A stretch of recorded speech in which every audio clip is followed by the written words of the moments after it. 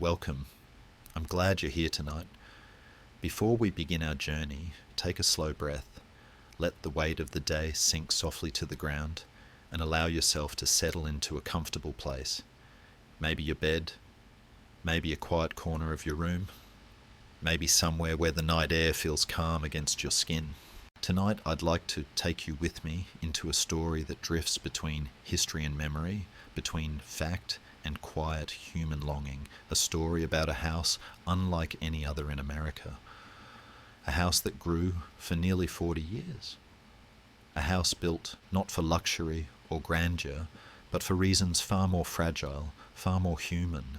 In this video, you will be listening to the full, gentle telling of 20 interconnected chapters about America's most cursed mansion. From the year 1884 to 1922, the years when it rose, when it shifted, when it twisted into impossible shapes, and when it finally settled into silence, you won't hear sudden scares or sharp sounds.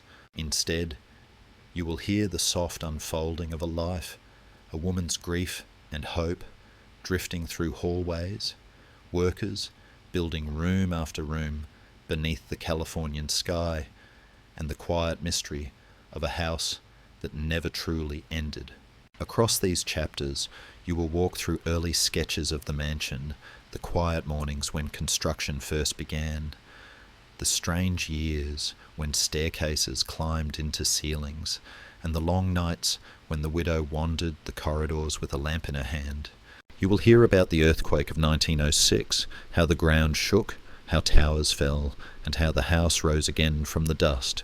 You will hear about the sealed rooms, the forgotten hallways, the choices made out of belief, fear, or hope, that light might finally enter a heart that had carried too many shadows. And in later chapters, you will discover how the world reacted, how rumours grew, how myths tangled themselves into the beams, and how, long after her passing, storytellers, filmmakers, and quiet dreamers carried pieces of this strange mansion into their own imaginations. And as you listen, I hope you allow yourself to drift gently, softly, peacefully. My goal is not simply to tell you history, but to let the story wrap around you the way night settles around a house, slowly, calmly, without rush. If you feel your eyes growing heavy, that is perfectly okay. If you want to close them, you can.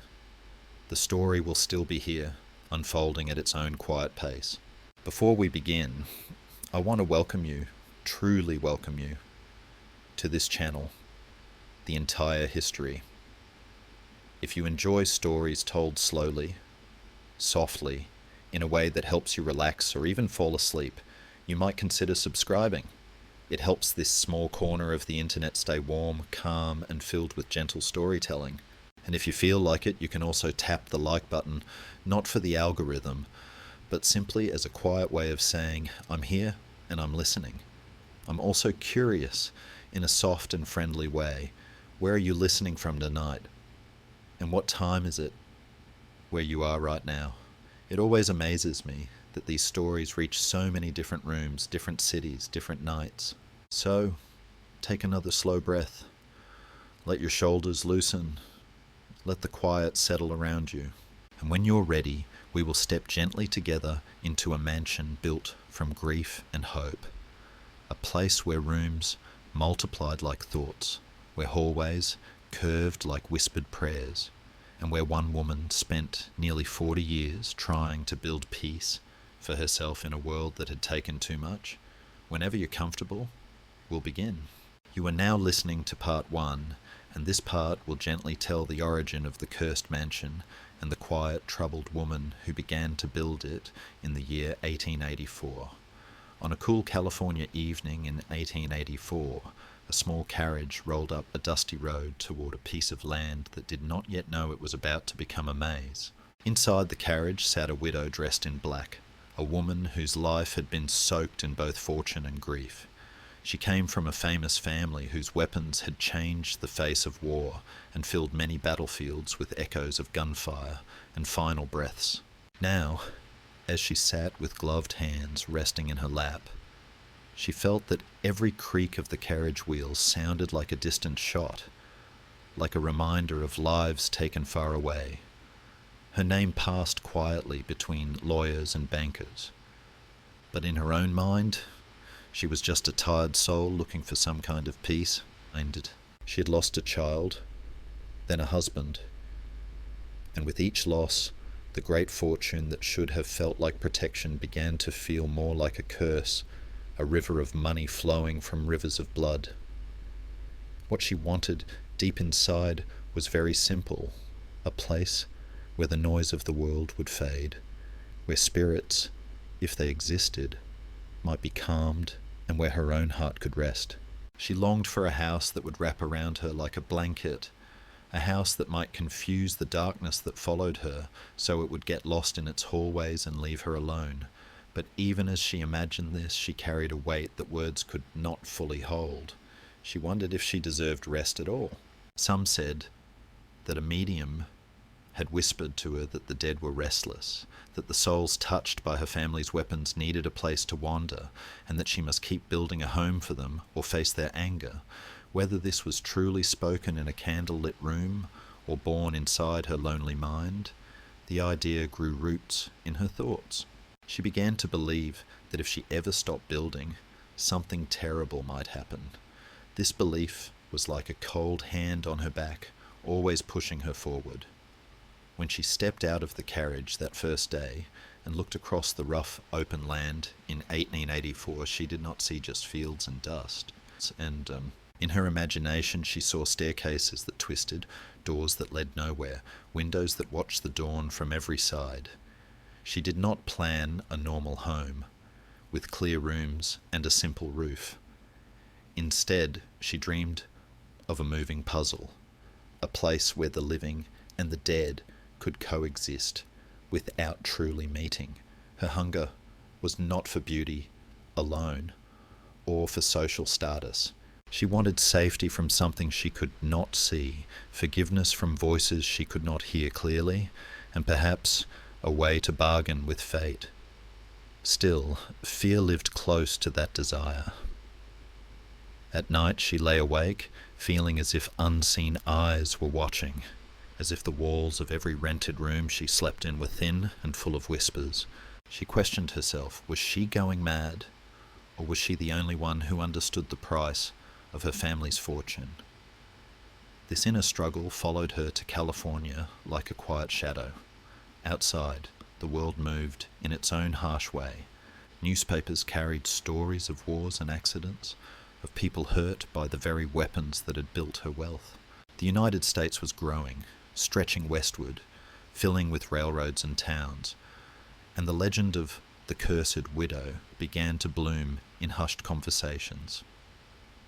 Some saw her as strange, some as guilty, some as simply eccentric with too much money. The land around her new property knew earthquakes and dry seasons, knew fire and sudden storms. Nature itself seemed to shift and crack, reminding her that nothing solid stays solid forever.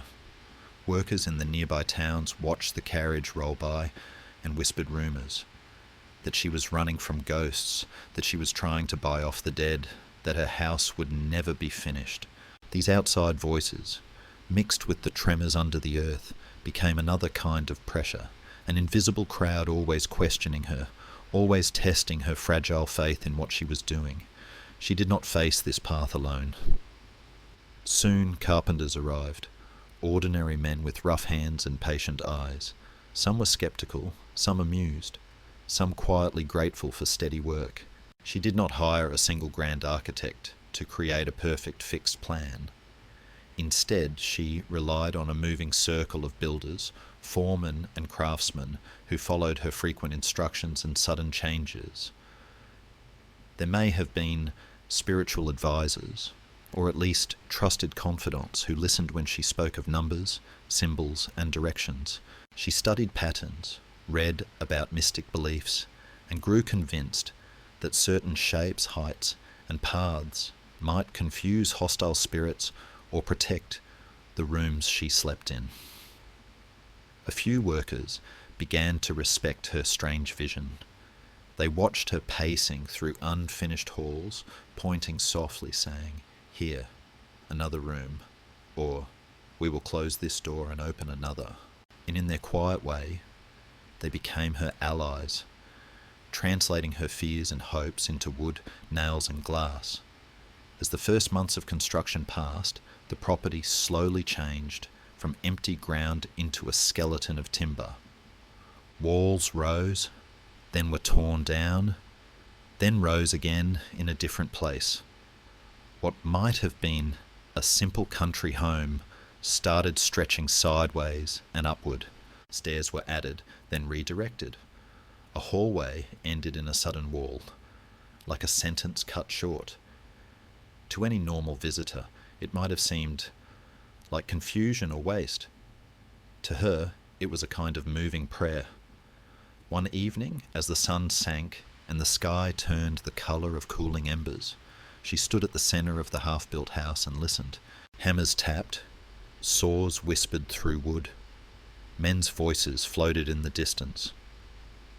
She closed her eyes and imagined that each nail was a word, each board a line in a long apology. The climax of that first stage came not in a single dramatic event, but in a quiet decision within her. She would not stop. Day and night the work would go on. If the dead needed rooms, she would give them rooms. If fear needed labyrinths, she would give it corridors until it tired itself out. By the time the year turned and the chill of early morning settled over the valley, the house already looked unusual. Chimneys reached into the sky, some connected to nothing. Windows stared inward into other rooms instead of outward toward the fields. A small tower rose, delicate and proud, as if trying to listen to the wind. Inside, floors met in odd angles, as if the house itself was learning to bend away from something no one else could see. The widow walked through the unfinished rooms with a lamp, her steps slow, her face calm but distant. The workers would sometimes see her pause in a doorway, as if listening to an answer only she could hear, then quietly order another wall here, another staircase there. The result of all this, in those early years between 1884 and the dawn of the new century, was a place that already felt different from any other home, not yet the full maze it would become, but clearly not just a house. It was part shelter, part offering, part puzzle. At night, when the last worker left and the tools were set down, the property grew still. The frame of the house stood against the sky, lit here and there by a few lonely lamps.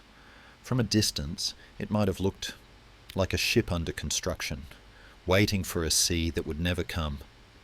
Crickets sang in the grass. The wind slid through empty window frames and along half-built staircases, making soft, hollow sounds. Somewhere inside, a single woman walked with a candle, checking the rooms that already existed and imagining the ones that were still only lines in her mind. To anyone passing on the road, the sight of that lonely light moving behind irregular walls might have felt unsettling, as if the building itself were waking up. The ground was still, the future was unclear, and above the dark silhouette of the growing mansion, the stars watched in silence. You are now listening to part 2, and this part will gently tell how the mansion first began to take shape in the early years after 1884, the quiet routines, the steady construction, and the strange rhythm of a house that would never stop growing. In the months after she purchased the land, the widow settled into a life that seemed to drift between daylight and something softer, something that lived in the corners of her thoughts. Each morning in 1884 began almost the same way. She would rise before the sun, light a lamp, and walk slowly through the unfinished rooms. The wood smelled fresh, the air carried a faint chill, and the sounds of distant workers preparing their tools quietly folded into the dawn. She moved with a calm, deliberate pace, as if each step measured the boundary between her fears and her hopes. Though her fortune was vast, she did not live like someone chasing luxury. She lived like someone trying to build a barrier, not of stone or iron, but of patterns, paths and choices meant to keep the unseen at a respectful distance. The workers often noticed her walking with a notebook in hand, turning pages, tracing sketches, or writing small symbols. She rarely explained what they meant. She simply pointed and gave new instructions in a soft voice, adding another wall, shifting a staircase, or ordering a window placed in a spot that made no typical architectural sense. Still, what she wanted deep down was not perfection, but peace. She longed for a place where the nights did not feel so heavy, where she could breathe without feeling the weight of grief pressing against her chest. She wanted to believe that creation, building rooms, building paths, might bring her closer to rest. Yet, even as she dreamed of calm, doubts pulled at her gently. Had she misunderstood the spiritual warnings she believed she'd received? Was she allowing fear to shape her choices more than reason? Some nights she lay awake, listening to the creaks of the growing house, wondering if the sound was simply settling timber or something else moving quietly through the darkness. The house itself offered challenges from within. Every new room created new questions. Should it be higher, narrower? Should there be one door or three? Should the staircase lead upward or simply end abruptly to confuse whatever spirits she believed might wander? These were not questions of ordinary architecture, but questions shaped by anxiety, memory, and a sense of responsibility she could not escape. The more she built, the more possibilities arose. And with these possibilities came hesitation, a quiet tug-of-war in her mind between intuition and uncertainty. She often changed her mind after a wall was finished, asking workers to pull it down and rebuild it elsewhere.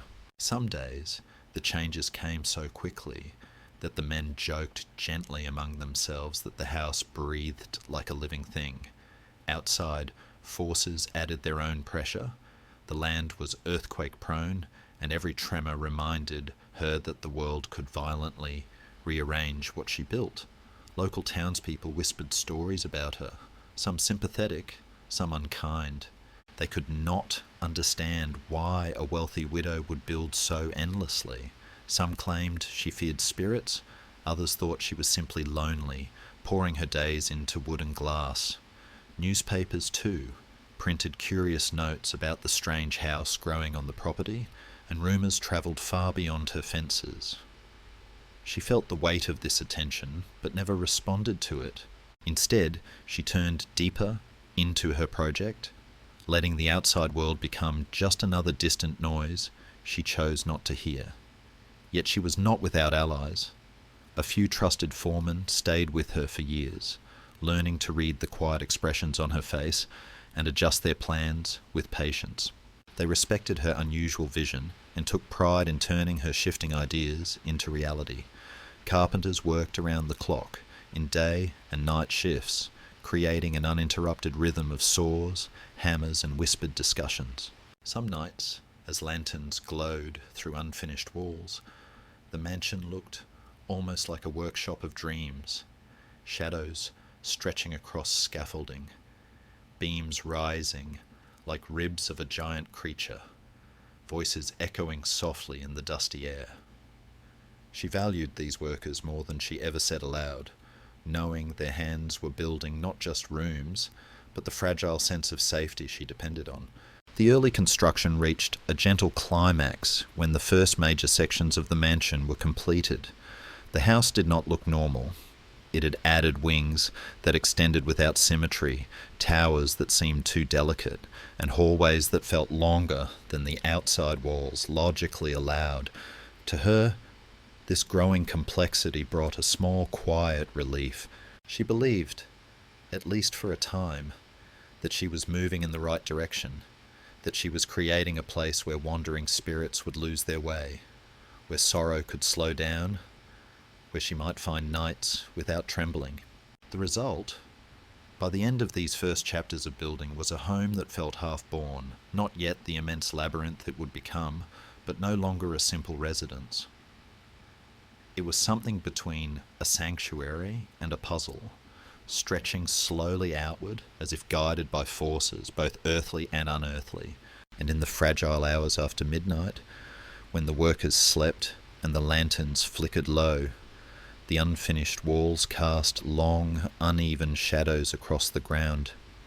Shadows that swayed gently, as though something unseen were passing through them. You are now listening to part 3, and this part will softly guide you into the strange early expansion of the mansion, when rooms multiplied, corridors twisted, and the house began to take on a life that no one, not even its owner, fully understood. As the late 1880s arrived, the mansion grew in quiet pulses like a heartbeat stretching through timber and stone.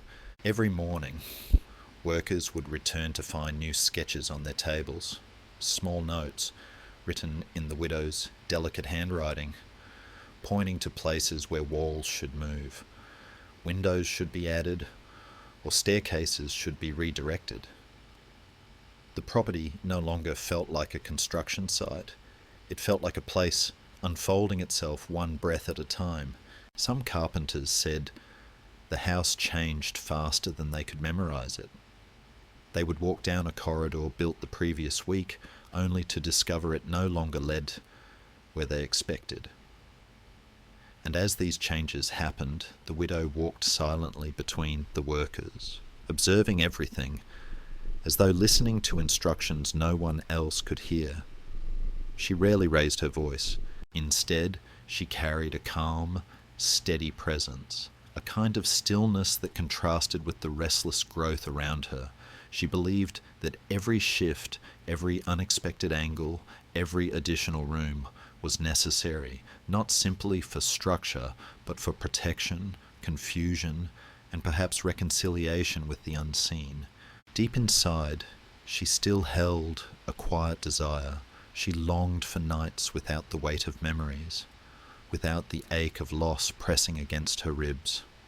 She hoped, though she never said it aloud, that if she built enough, if she created enough layers of rooms and pathways, the sorrow would soften. Yet, with each passing year, uncertainty followed her. She wondered whether she was building out of wisdom or fear. What if she misunderstood the guidance she believed had come from the spiritual world? What if she was building not for peace, but for an illusion? On some evenings, she sat alone on an unfinished balcony and watched the sun sink behind the orchard trees. The orange glow touched the wooden beams, making them look almost warm and alive. She would breathe deeply, telling herself that all of this effort must lead to something meaningful, even if she did not yet know what that meaning was. The mansion's internal challenges grew as its walls spread. When one hallway curved unexpectedly, it required other spaces to bend with it. When a staircase was raised, others had to shift to accommodate new angles. Rooms that once had windows facing the outside now opened into other rooms instead. At times, the widow requested a door be added, only to later decide it should open onto a blank wall. The workers learned to adapt. They knew the house's complexity was not a mistake, but a purpose. Still, the demands of constant reconstruction brought strain. Materials arrived in large shipments. Workers remained on rotating shifts, some too tired to speak much, some amused, some bewildered. Tools clattered through the night, creating a soft, unending music of hammers and saws drifting across the valley. And through all this, the widow's internal struggle deepened. She felt the mansion growing heavier, richer with things unspoken, but she was still unsure whether she was easing her burdens or feeding them. Outside forces continued shaping the project. The neighbours grew more curious as the house rose into odd shapes against the California sky. Some travellers passing along the road slowed their horses just to stare at the strange structure with its mismatched towers and sudden changes in roofline. Whispers of the eternal construction began spreading through nearby towns. People said she was building a labyrinth to trap spirits. Others claimed she was preparing for something much worse. Reporters occasionally walked past the trees, hoping to catch a glimpse of her, but she rarely appeared outdoors. At the same time, nature played its part. The winds of the valley hummed against the growing walls, and every tremor reminded workers that the ground beneath their feet was never fully at rest. These pressures from outside, the rumours, the shifting earth, the stares from afar, wrapped around the mansion like an invisible net. In spite of everything, she found small comfort in the people who stayed with her. A handful of trusted builders learned to read her gestures and understood that she was not simply unpredictable. She was searching for a design guided by intuition and fear, hope and memory. They became her quiet guardians, translating her visions into beams and boards. One foreman, who had worked with her for years, often stayed late to walk with her through new hallways.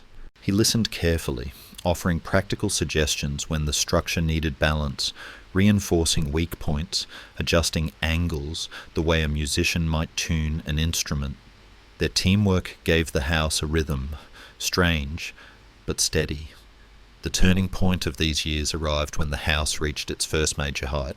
A tall tower climbed above the rest, narrow and elegant, catching the sunlight in a way that made it look almost like a watchtower.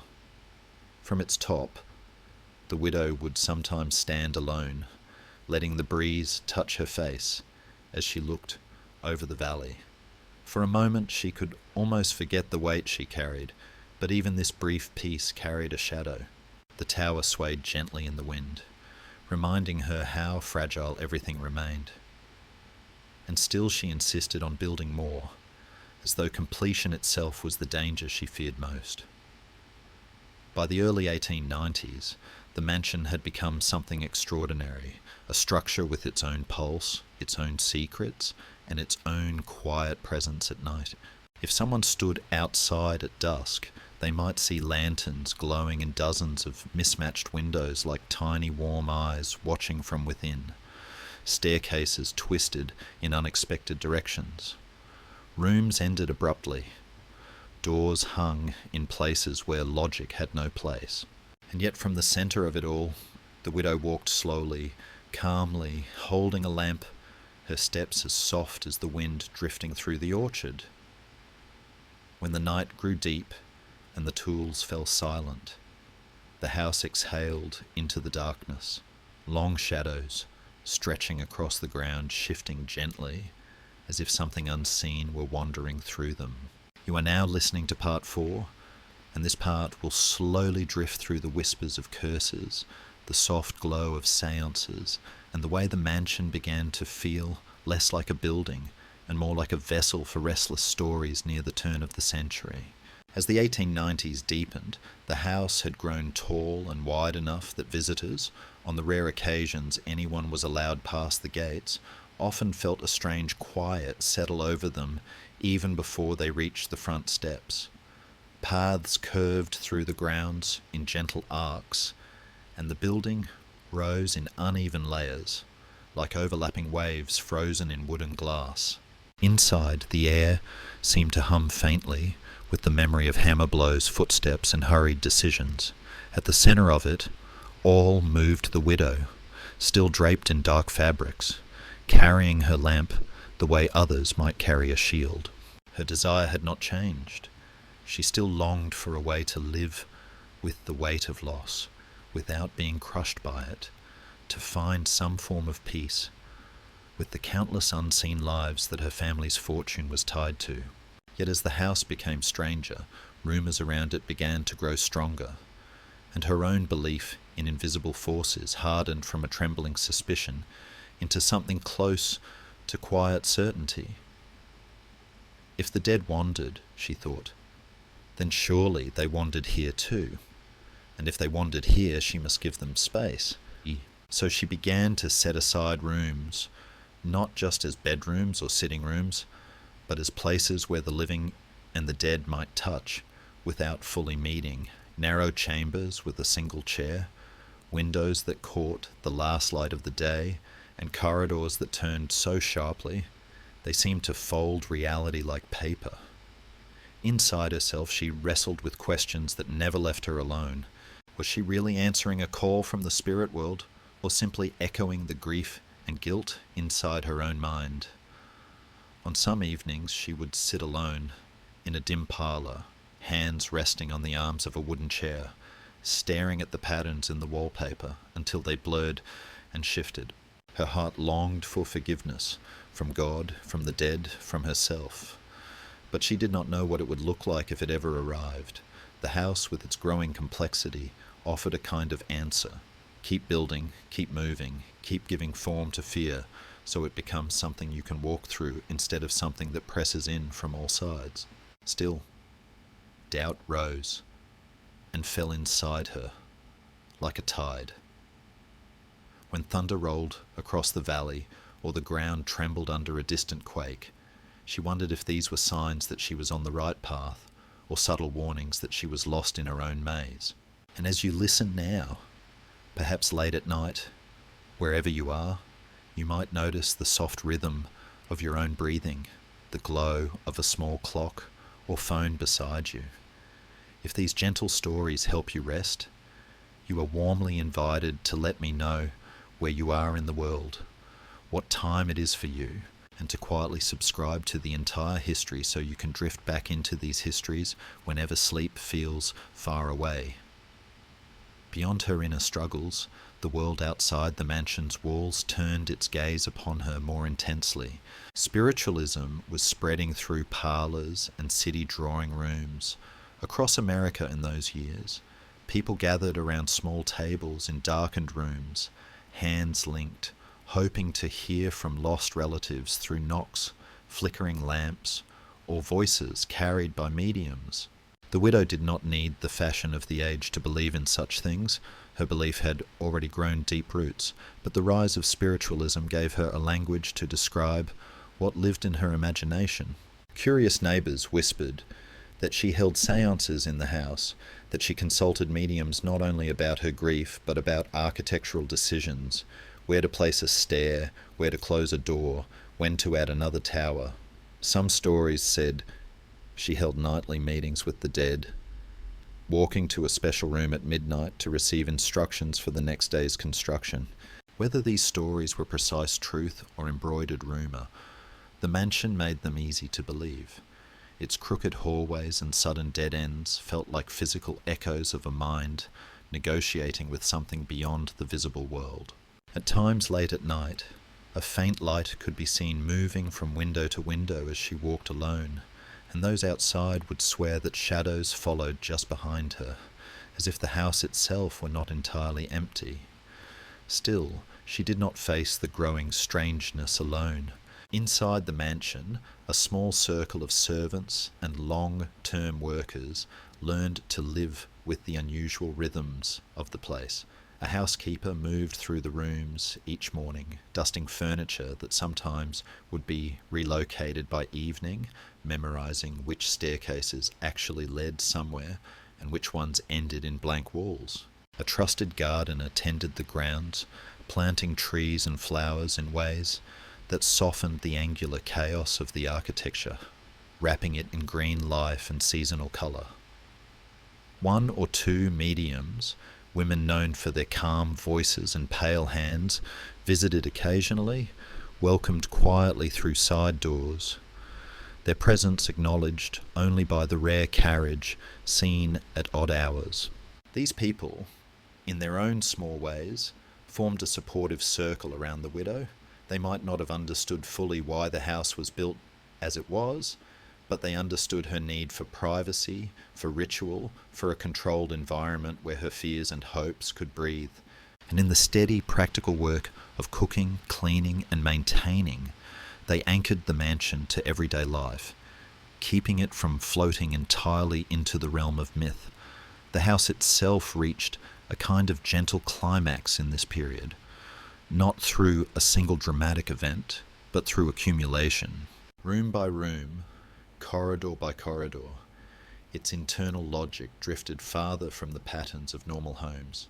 There were staircases that rose to meet a ceiling, doors that opened onto surprising drops, windows installed in the floor, and arches that framed nothing in particular. Any architect trained in standard principles would have called it madness. Yet to the widow, each oddity served a purpose: a confusing path for troubled spirits, a misleading door to draw danger away from where she slept, an elevated window to watch over the grounds like an unblinking eye. The house had begun as a response to grief, but now it also carried the weight of intention, a design meant to negotiate with the unseen. Walking through it at dusk, one could feel an almost living presence, not of ghosts necessarily, but of choices layered upon choices, fears layered upon hopes, until the very walls seemed to hold their breath. By the late 1890s, the mansion stood as a strange, sprawling testament to a single woman's attempt to live with guilt, loss, and belief in an invisible world. Its chimneys leaned at odd angles into the sky. Its windows glowed without pattern, some high above bare ground, others tucked beneath unexpected eaves. Children in nearby towns told stories about it around their own small lamps before bed, imagining rooms where footsteps echoed, with no one there to make them, or mirrors that showed faces other than the one standing before them. Inside, when the last worker of the day left and the servants finished their quiet tasks, the house settled into a deep hush. Lamps burned softly in a few select rooms, their light spilling out in thin golden rectangles onto porches and paths. The widow moved slowly along the twisted hallways, her candle flame the only moving star in a universe of dark wood and still air. Outside, the orchards rested under the sky, and the wind brushed gently against the countless shingles and panes of glass, whispering along the edges of the towers, as if telling secrets to the night. You are now listening to part 5, and this part will gently lead you through the years when the mansion grew into a true labyrinth, when rooms multiplied like thoughts, when secrets settled into the beams, and when the widow's belief in the spirit world became the quiet engine behind every new hallway she ordered. Around the turn of the century, the house no longer felt like a home in progress. It felt like a world unto itself, a place where time moved differently, where footsteps echoed longer than they should, and where each door seemed to hold a memory of its own. The widow rose every morning with the same soft determination, walking through the hallways with a lamp and a notebook, touching the banisters, as if feeling for messages in the wood. Carpenters greeted her with nods, not questions. They had long ago stopped asking why a room built last month needed to be sealed today, or why a staircase meant for the second floor must instead stop suddenly at the ceiling. They simply worked, quietly aware that the mansion was not meant to follow earthly logic. For her, the house now carried a rhythm that she followed almost instinctively. She believed that the dead were restless, and that her task, her calling, was to provide pathways for them to wander without reaching her. A wrong corridor, an open window, a false door. Each one was part of her long negotiation with the unseen. She longed for nights of uninterrupted sleep, for mornings without the heaviness in her chest, and she hoped that if the house grew complex enough, the spirits would lose their way and leave her in peace.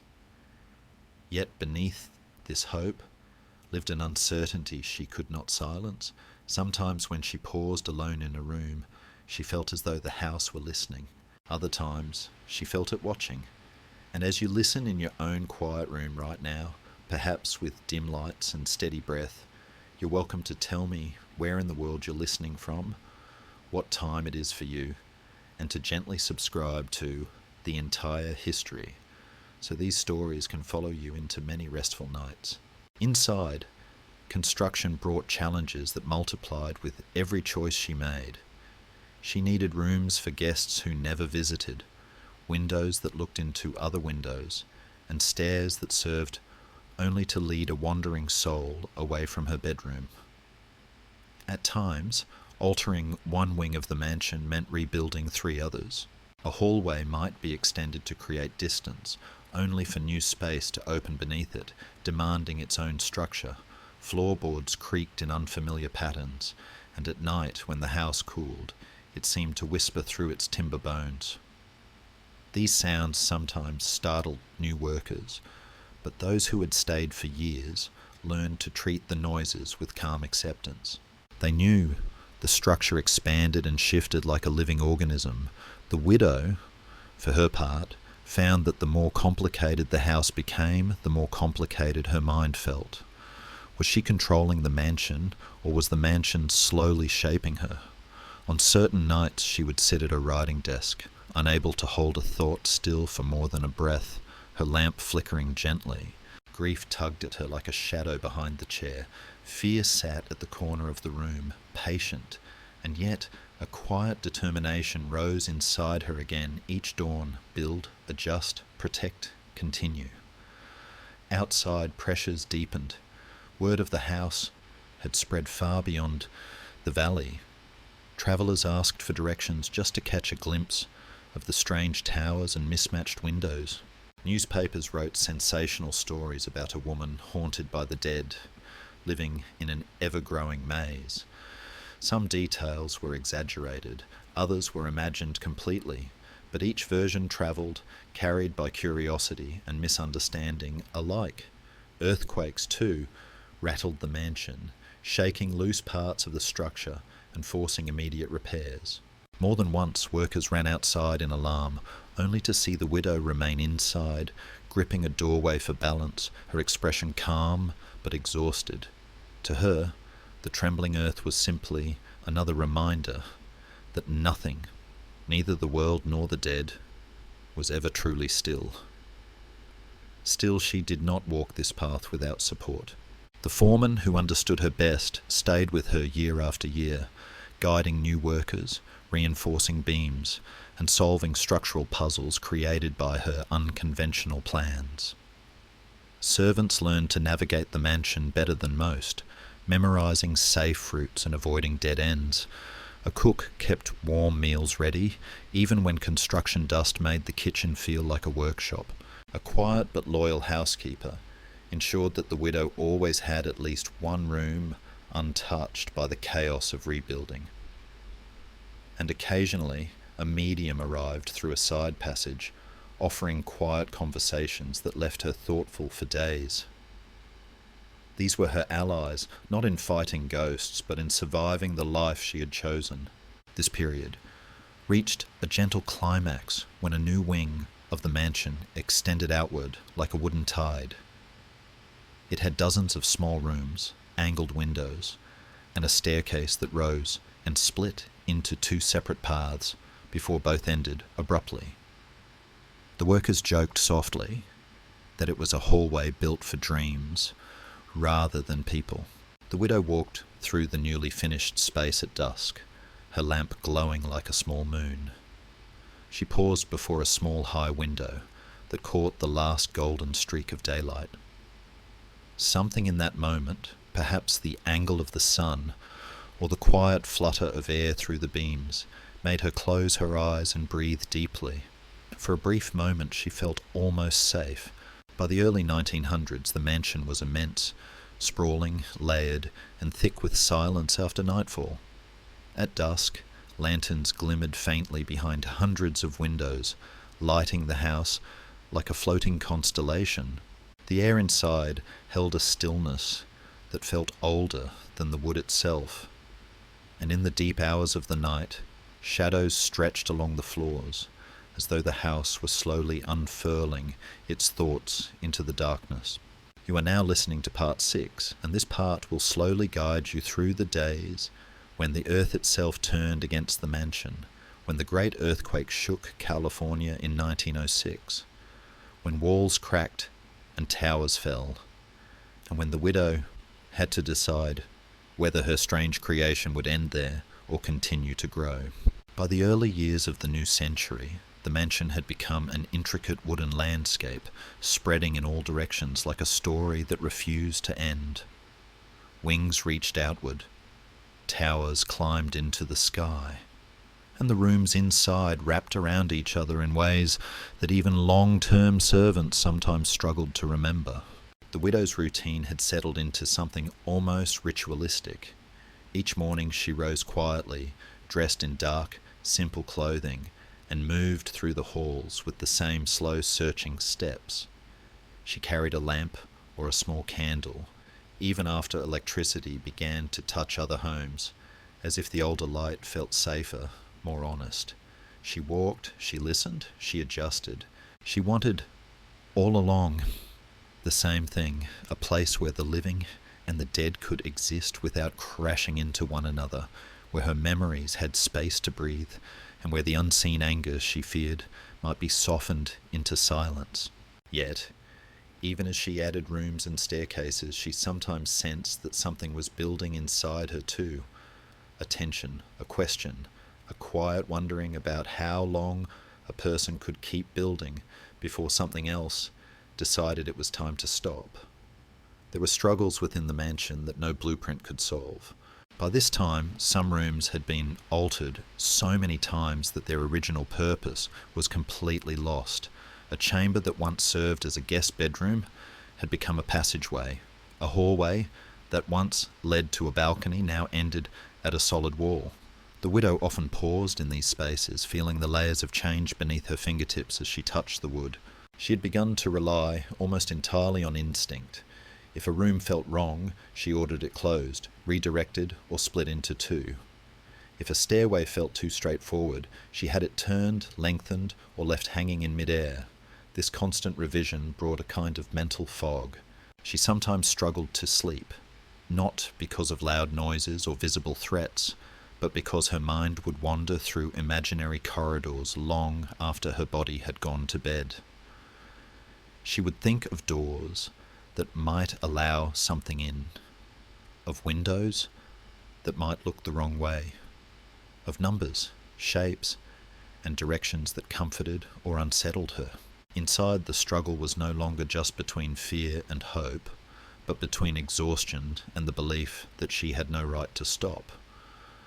Outside, another struggle was gathering strength, one that had nothing to do with rumours or newspapers. The land itself, with its deep unseen faults, had always been restless. Small tremors sometimes shook the chandeliers and rattled loose plaster dust. But people were used to such things. They shrugged and went back to their work. Yet under the surface, the pressure was building. In April of 1906, that pressure finally erupted. The day began quietly enough, with the faint light of dawn spreading over the orchards and the wooden bones of the mansion. Workers were waking, stretching, preparing for another long shift. Inside, servants were lighting lamps and stoves. The widow, as always, was already awake. Then, without warning, the ground shuddered with a force that felt like the earth itself had taken a deep breath and decided to rearrange everything on its skin. The mansion groaned, beams flexed and snapped, glass shattered in a sudden chorus, tinkling down like deadly rain. Chimneys cracked and spilled bricks onto roofs and courtyards. One of the tall towers, slender and proud, twisted as if trying to step away from the shaking ground, then broke and partially collapsed. Hallways shifted underfoot, floors tilting just enough to send furniture sliding. Servants clung to door frames, eyes wide, feeling the house they knew so well move in ways they had never imagined. Outside, the orchard swayed like waves in a stormy sea. The sky remained calm and blue, but the world beneath it had become wild. In the nearby cities, buildings crumbled and fires began to burn. The Great Earthquake would become one of the most remembered disasters in American history. For the mansion, it was a sudden, terrifying test of everything that had been built in the years since 1884. In those shaking moments, the widow's fears and beliefs collided. To her, the quake was not only a natural event, it felt like a message, a warning, perhaps even a punishment. As walls cracked and plaster fell, she was thrown to the floor in one of her private rooms, clutching at the edge of a heavy piece of furniture as the world shivered around her. When the worst of the trembling finally eased and the house settled into a groaning stillness, dust hung in the air like a pale mist. For a while, there was only silence, broken by the distant cries of workers and the soft clatter of things finally coming to rest. Slowly, shakily, she stood up. Her heart pounded, her mind raced. Was this the sign that she should have always expected, that the dead, or fate, or God, had grown tired of her attempts to build her way out of guilt? Yet even in that fear, she was not alone. Her servants and workers moved through the house, checking for injuries, helping one another up, calling out names. The foreman, who had been with her for many years, found her in a damaged room, surrounded by fallen debris. He guided her carefully through a safer corridor and out onto an open veranda where the sky seemed impossibly calm compared to the chaos that had just passed. From there they could see the damage: a broken tower, shattered windows, collapsed chimneys, twisted railings, and cracked walls. Parts of the mansion that had once seemed so solid now looked fragile, exposed. But the house still stood. Its heart, if a house could be said to have one, still beat. The workers gathered around, waiting, watching the widow with quiet eyes. She could see their questions, even if they did not speak them. Would they rebuild? Would this be the end? Would she finally let the house rest?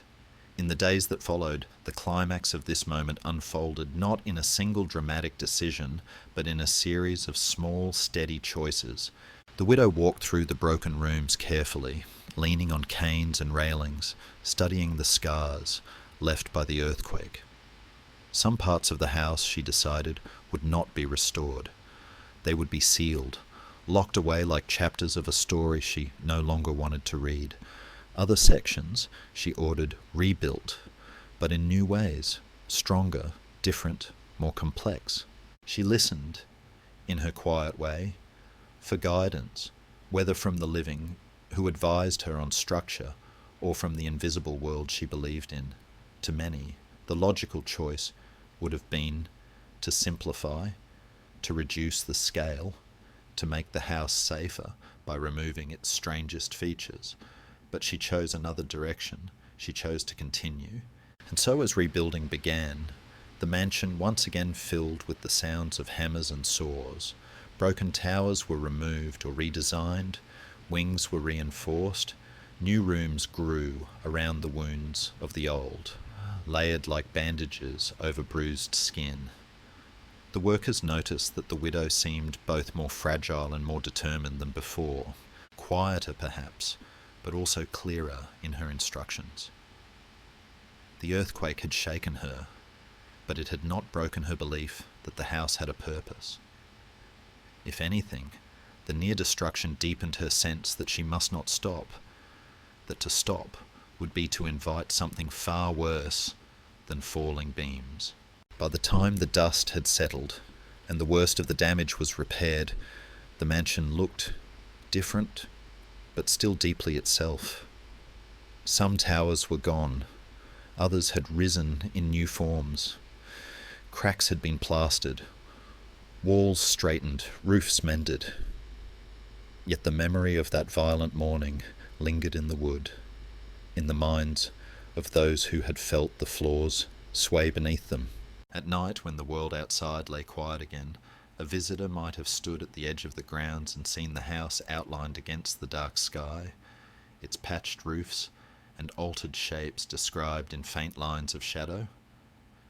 A few windows would be lit, gentle and golden. Inside, the widow might be sitting alone at a small table, hands folded, listening to the stillness that follows great noise. The earth had spoken, and the house had survived. Now, in the soft hush after the storm, the mansion seemed to draw a long, slow breath, as if gathering itself before it began to grow once more into the night. You are now listening to part 7, and this part will gently guide you through the years after the great earthquake, years when the widow rebuilt not just walls and towers, but her own sense of purpose inside the sprawling wounded mansion. When the trembling of 1906 faded into memory, the house stood in a state somewhere between ruin and possibility. Some of its tallest towers had fallen, some sections had collapsed inward like folded paper, and others leaned at angles that made workers uneasy. Yet, as the dust cleared and the aftershocks softened, the widow walked through the damaged corridors with a lamp in her hand, moving slowly, thoughtfully, almost as if she were walking through a dream she had half forgotten. The broken beams, the cracked plaster, the ruined chimneys, none of it made her turn away. Instead, she observed each wound with the same solemn curiosity she once reserved for her grief. In her heart, she still longed for peace, for nights free of shadows pressing against her thoughts, for mornings when she could breathe without remembering what she had lost. But the earthquake awakened an older fear, the fear that if the house ever stopped growing, the unseen forces she believed followed her would find their way back to her more easily. So even as parts of the mansion lay in ruin, she began imagining how to rebuild them, how to twist hallways in safer directions, how to seal vulnerable rooms, how to widen certain paths so that spirits, if they truly moved through the house, would wander without reaching her.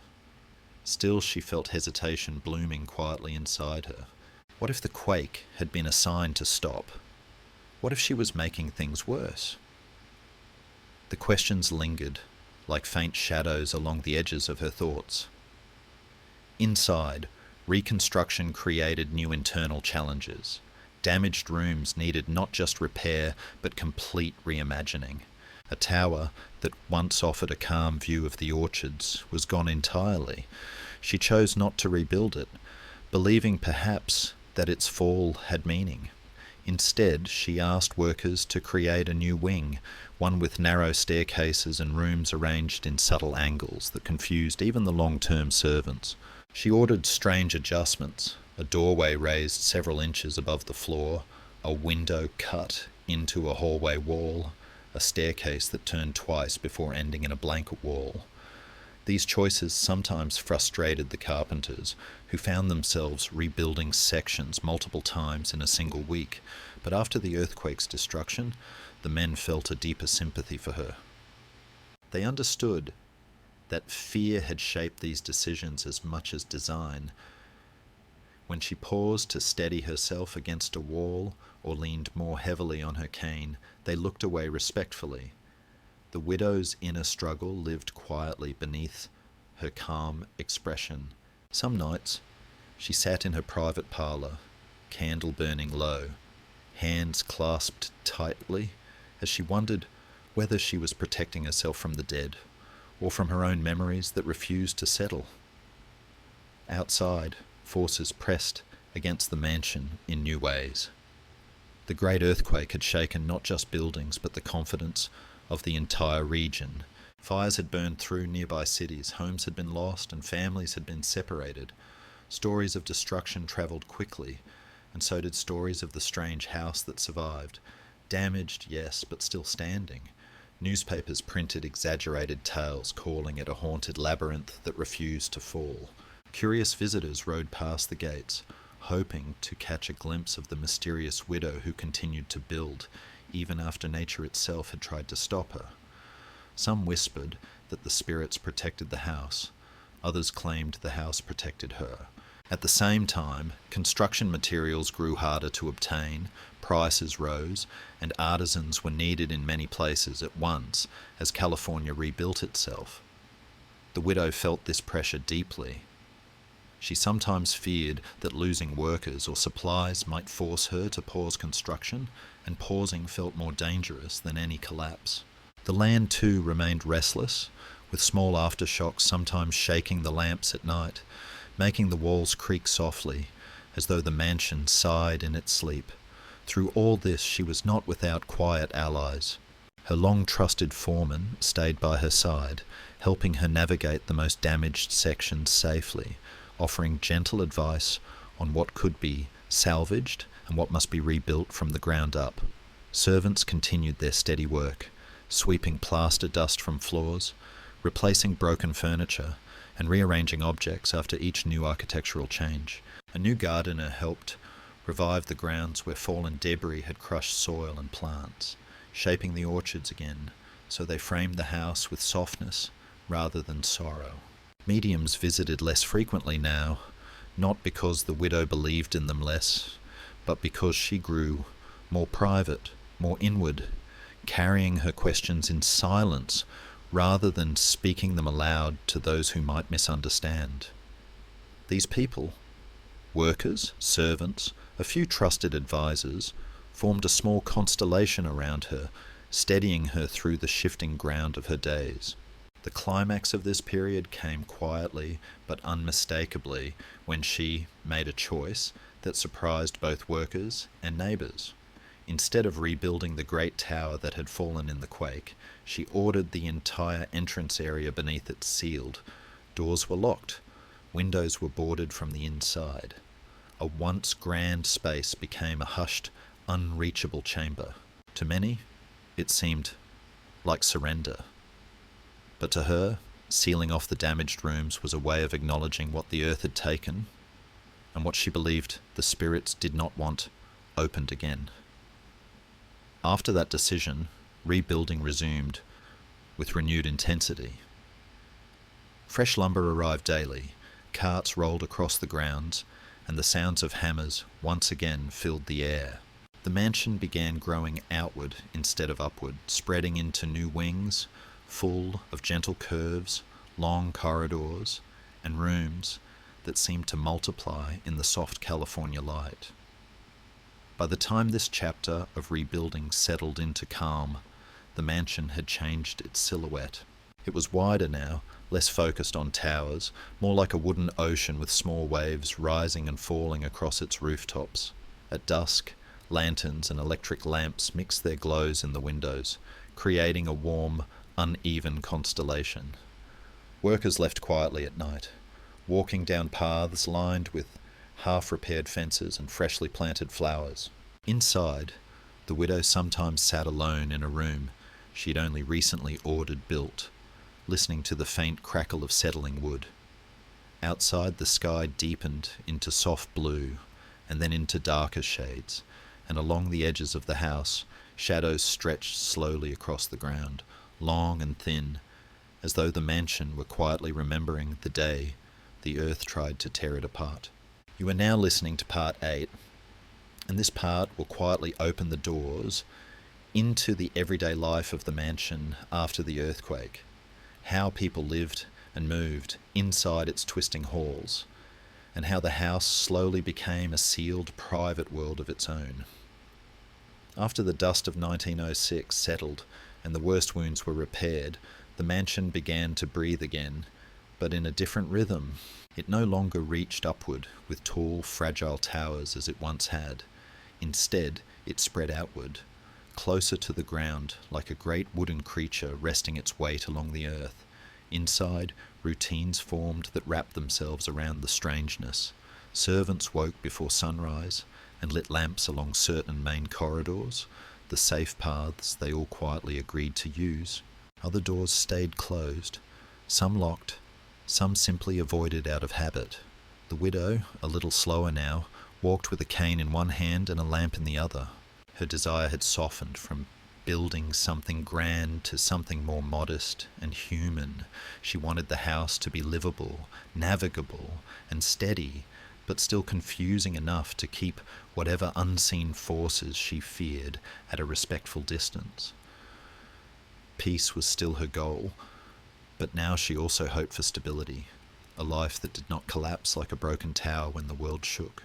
Yet, within her, a familiar conflict remained. Some days, she wondered if the house had become too complicated, not just for spirits, but for herself and the people who served her. On those days, she would pause at a junction where 3 hallways met, listening to the silence, and admit, if only in her heart, that even she did not always know the shortest way back to her own bedroom. The internal challenges of this new stage of the mansion's life were quiet but constant.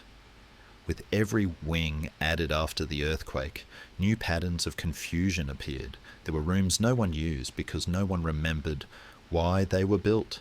Closets that seemed too large, like forgotten chambers waiting for a purpose. Stairs that dipped slightly in the middle where the foundation had shifted. Servants sometimes became turned around, especially at night, carrying trays or linens, only to find themselves in a room they did not expect. To help, an older housekeeper began to mark very small symbols on certain door frames, just above eye level, tiny scratches, a faint line of chalk. Nothing that would trouble the widow's sense of mystery, but enough for the staff to locate themselves. Even so, confusion had a way of creeping back. The house would expand. A new hallway would be added, and suddenly the old symbols led somewhere different again. The widow felt the tug of this complexity in her own mind. She worried that if the house grew too tangled, real danger might arrive not from ghosts but from accidents, someone lost in the dark, someone falling on unfamiliar stairs. These concerns lived beside her older fears, forming a quiet knot inside her chest that she carried into every new decision. From the outside, the world continued to press against the edges of her private universe. California was rebuilding, growing, changing. New technologies reached other estates, bringing brighter lights, more modern comforts, and a sense of speed the mansion did not share. Neighbours built quieter, simpler houses with clear windows and predictable rooms. By contrast, her mansion seemed more and more like a relic from another kind of story, a wooden riddle waiting at the edge of town. People came to look from a distance, pointing at its odd roof lines and irregular windows. Some carriage drivers shared dramatic stories with visitors, claiming the house was full of moans and flickering lights every night. Newspapers, always hungry for mystery, painted her as a haunted figure hiding from the world inside her endless home. These stories did not often reach her directly, but she felt their echoes in the way outsiders looked at the gates, in the rare letters she received that mentioned gossip about her name. She answered almost none of them. The more the outside world pushed forward, the more she let her focus narrow to the corridors she walked and the rooms she knew best. Still, even inside this strange, sealed world, she was not alone. Her allies moved quietly around her, the long-serving housekeeper who knew which doors to open and which to leave shut, the cook who learned how to move supplies through the maze without getting lost, a gardener who coaxed life from the earth around a building many believed was only about death. A few workers stayed on year after year, their hands shaping new spaces from wood, their minds gradually learning the hidden map of the mansion. They grew protective of the widow and of the house itself. To them, it was not just a curiosity or a rumour. It was a workplace, a shelter, and a kind of companion.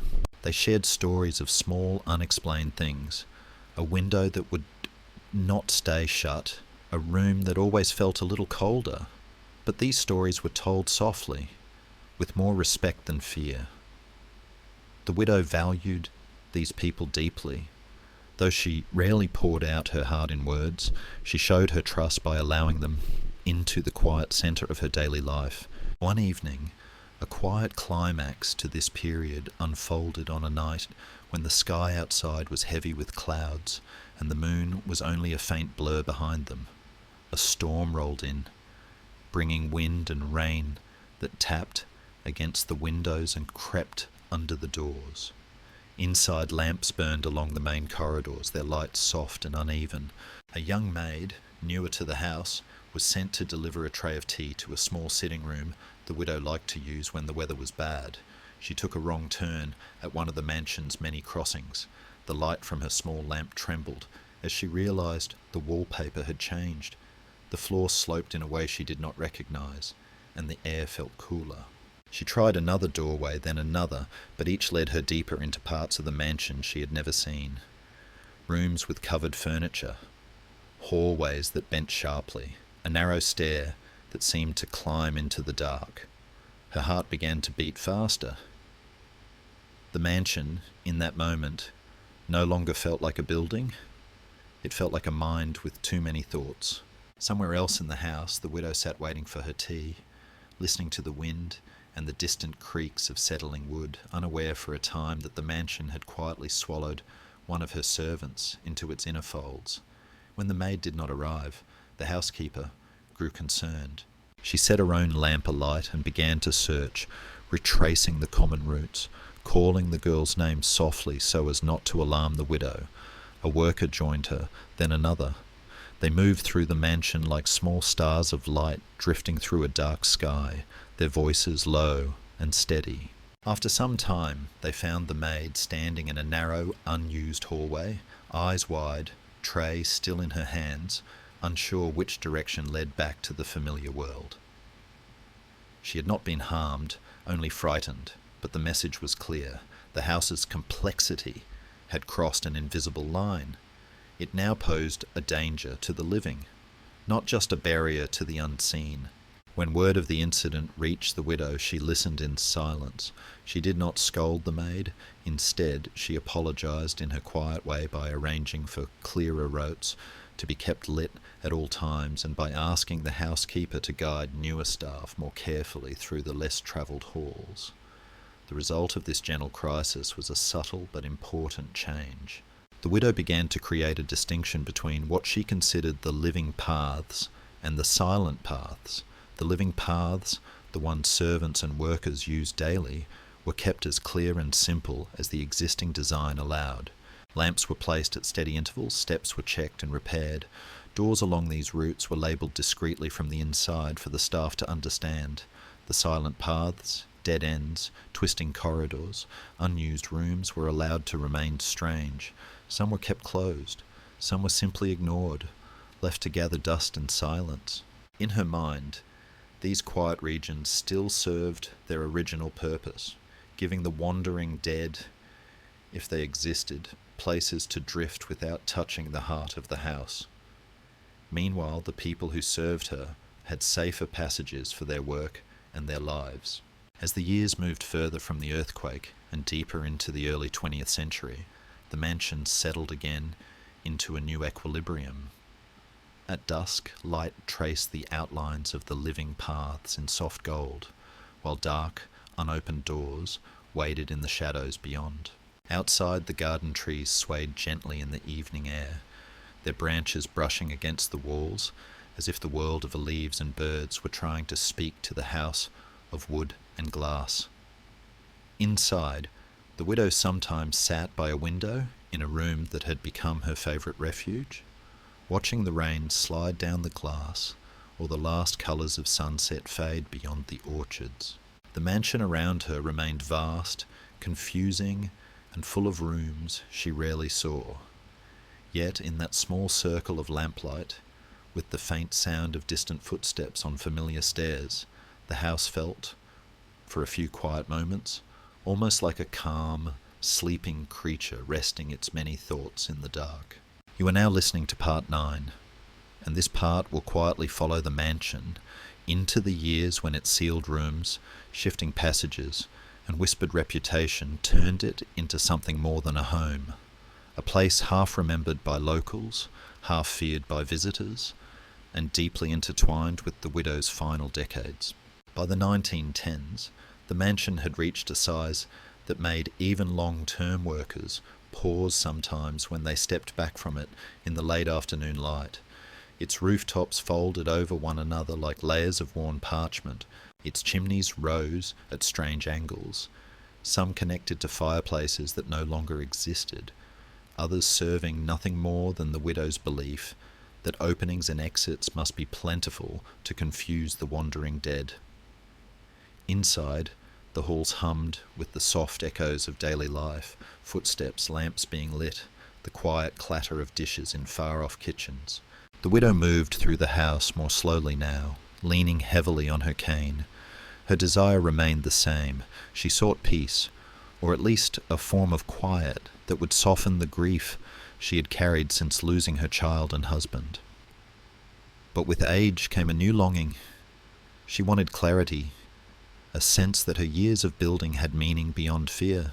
And yet each time she stood in a long, dim hallway or placed her hand on a wall that had been rebuilt 3 times, she wondered if the house understood her better than she understood herself. The inner challenges deepened as the mansion expanded into its strangest form. Some parts of the house became so seldom used that dust settled thicker there than anywhere else.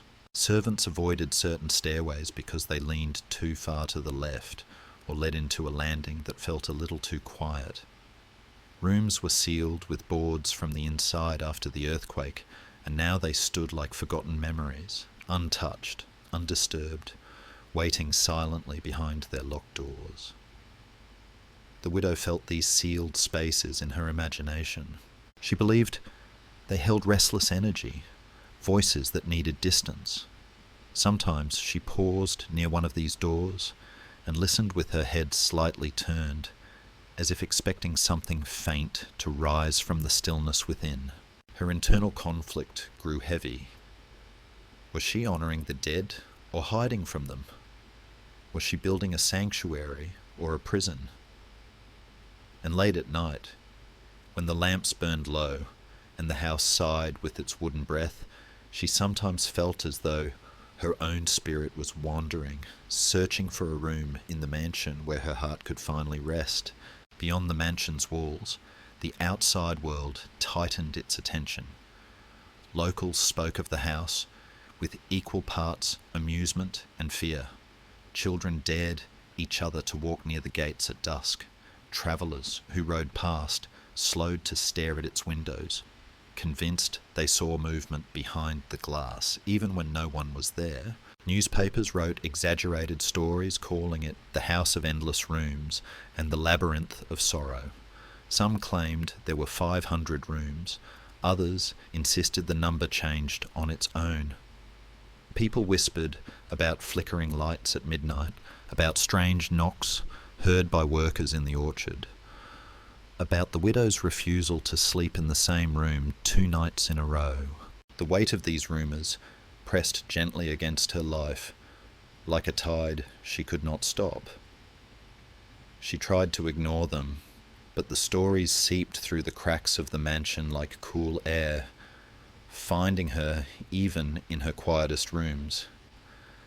And though she never admitted it aloud, part of her wondered if the house's strangeness had attracted more than human curiosity. Perhaps the wandering spirits she feared had grown curious too. Yet through this growing mystery, she continued to rely on the small circle of people who had stayed faithfully at her side. The housekeeper, older now, walked the halls with a lantern every morning, making sure servants moved along the living paths instead of the treacherous, twisting ones. A loyal gardener tended the outer grounds, planting trees that softened the mansion's odd silhouette and filled the spring air with blossoms. A handyman, who had worked with her for many years, learned the rhythms of the house so well that he could navigate it at night with only a candle. These allies moved like steady stars in the shifting darkness of the widow's world, grounding her when fear whispered too loudly. They did not understand every belief she held, but they respected her gentleness, her generosity, and the fragility that lay behind her stern silhouette. The climax of this period arrived in a way that no one expected, not through disaster or construction, but through discovery. A servant looking for old linens opened a door she believed led to a storage closet, and instead found a narrow hallway that none of them had seen in years. It was coated in dust and faint cobwebs, untouched since before the earthquake. At its end stood a small room with a single window boarded from the inside. When the boards were pulled away, light spilled into the chamber, revealing something simple yet strange, a rocking chair in the centre of the room, gently angled toward the window, as though someone had once sat there waiting for something that never came. The widow entered the room slowly, her cane tapping softly on the floor. Her breath caught, not in fear, but in a quiet, aching recognition. She had forgotten this room, or perhaps she had sealed it away on purpose, a memory too painful or too uncertain to face. She stepped closer, touched the back of the rocking chair, and closed her eyes. The workers did not speak. They watched her in silence, feeling that they were witnessing something delicate, something that had lived inside her for many years. The discovery of the forgotten room shifted something in the widow's heart. She ordered the hallway cleared, dust brushed away, boards removed. But she did not ask for the space to be rebuilt or altered. She left it exactly as it was, as if allowing a piece of the past to stand unhidden for the first time. After that day, she spent more time sitting by windows instead of pacing hallways. She seemed less driven by fear, though never free of it.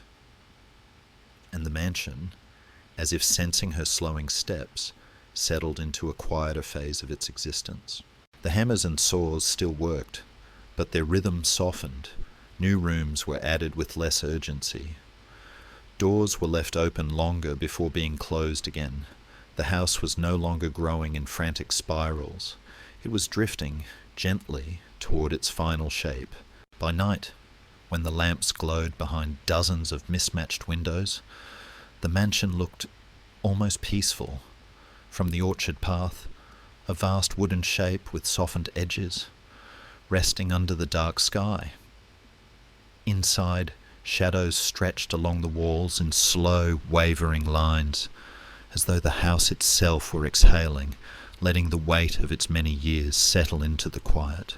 You are now listening to part 10, and this part will gently follow the mansion through the years of war and change, when distant cannons and shifting power in the outside world quietly touched the life inside this strange wooden labyrinth.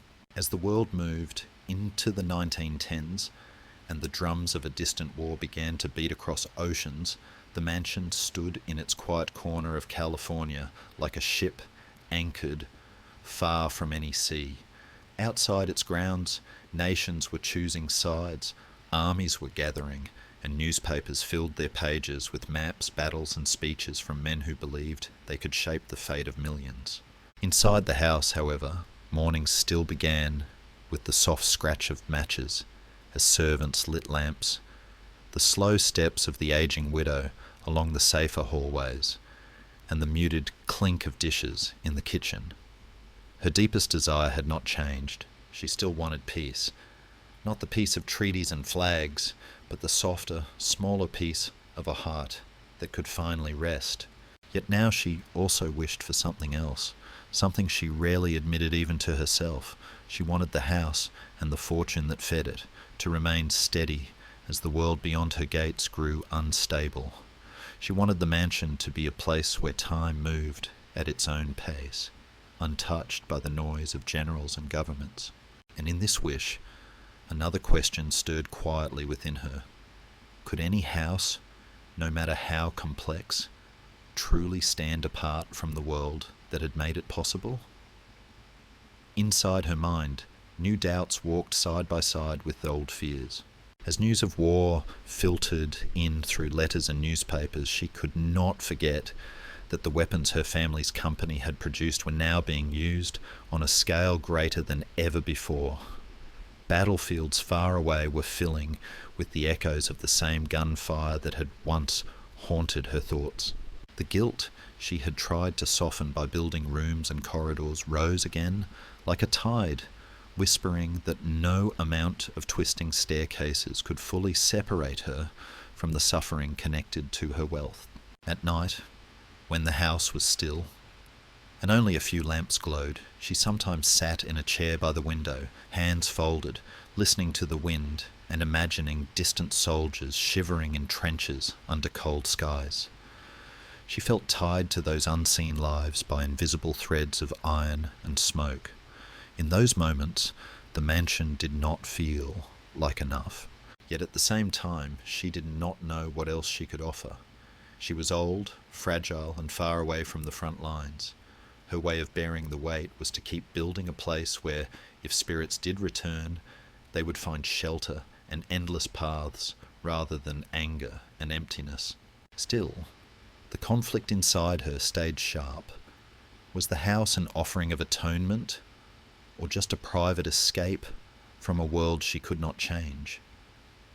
The outside world pressed harder now, not only through ideas and headlines, but through the quiet mechanics of power. The war strained economies, materials grew more expensive, certain supplies became difficult to obtain. There were times when deliveries of fine wood or special glass arrived later than expected, and the workers had to slow their pace. Some men who might have worked on the house left to join other projects tied more directly to rebuilding cities or supporting the war effort. Others simply moved away to follow family needs. Rumours about the widow and her mansion continued, but they now floated alongside bigger stories of treaties, alliances, and political decisions.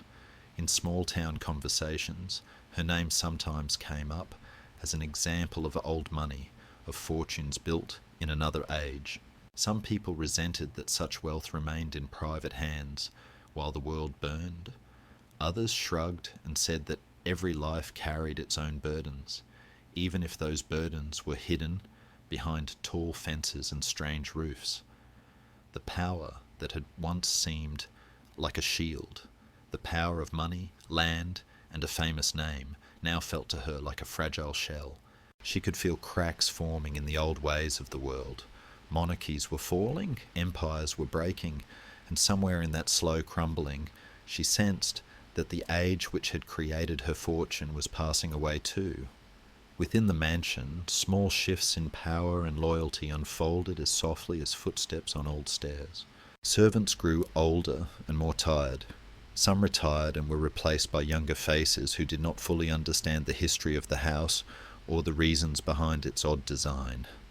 A long-time gardener handed his tools to a new assistant, teaching him which paths to walk and which ivy not to cut because it had grown too close to a delicate window. The housekeeper, who had served the widow for many years, began to feel her knees ache when climbing the steeper staircases. She quietly trained a younger maid to take over certain duties, creating a quiet transfer of responsibility that echoed the larger shifts happening in the world beyond. Even among the workers, there were small alliances, experienced carpenters looking after younger ones, sharing tips on how to read the widow's subtle gestures, how to interpret her sudden request for a door to be moved or a wall to be opened. In their own way, they became guardians of the house's strange logic, keeping it from collapsing under its own complexity. The gentle climax of this period came on an evening when the war was still raging far away, but the sky above the mansion was calm and gold. A distant relative, younger and more curious, came to visit, one of the few outsiders allowed to cross the threshold in those later years. He walked through the halls with cautious wonder, counting staircases under his breath, peeking into odd corners, trying to understand why anyone would build a home like this. Over tea in a quiet sitting room, he asked the widow a simple, direct question. "What will happen to all of this when you are gone?" The words hung in the air between them like dust motes in the light. She did not answer right away. Her gaze drifted to the window, to the overlapping roofs, to the orchard beyond. The question touched a place she usually avoided. It was not only about property and inheritance. It was about whether the house had truly done what she hoped it would do. Had it brought peace? Had it softened the anger of the dead? Had it given her life meaning beyond grief and fear? She felt, for a moment, the full weight of all her choices pressing in. Every nail, every board, every door that led nowhere. In the days after that conversation, she walked the mansion with different eyes. She still adjusted things, still ordered small changes, but the urgency that once drove her had softened. She began to accept that power would shift, that control over the house would someday pass into other hands, perhaps hands that did not share her beliefs or fears.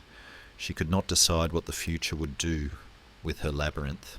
She could only decide how she would live in it for the time she had left. And slowly, a fragile kind of calm settled over her. The war eventually moved toward its end.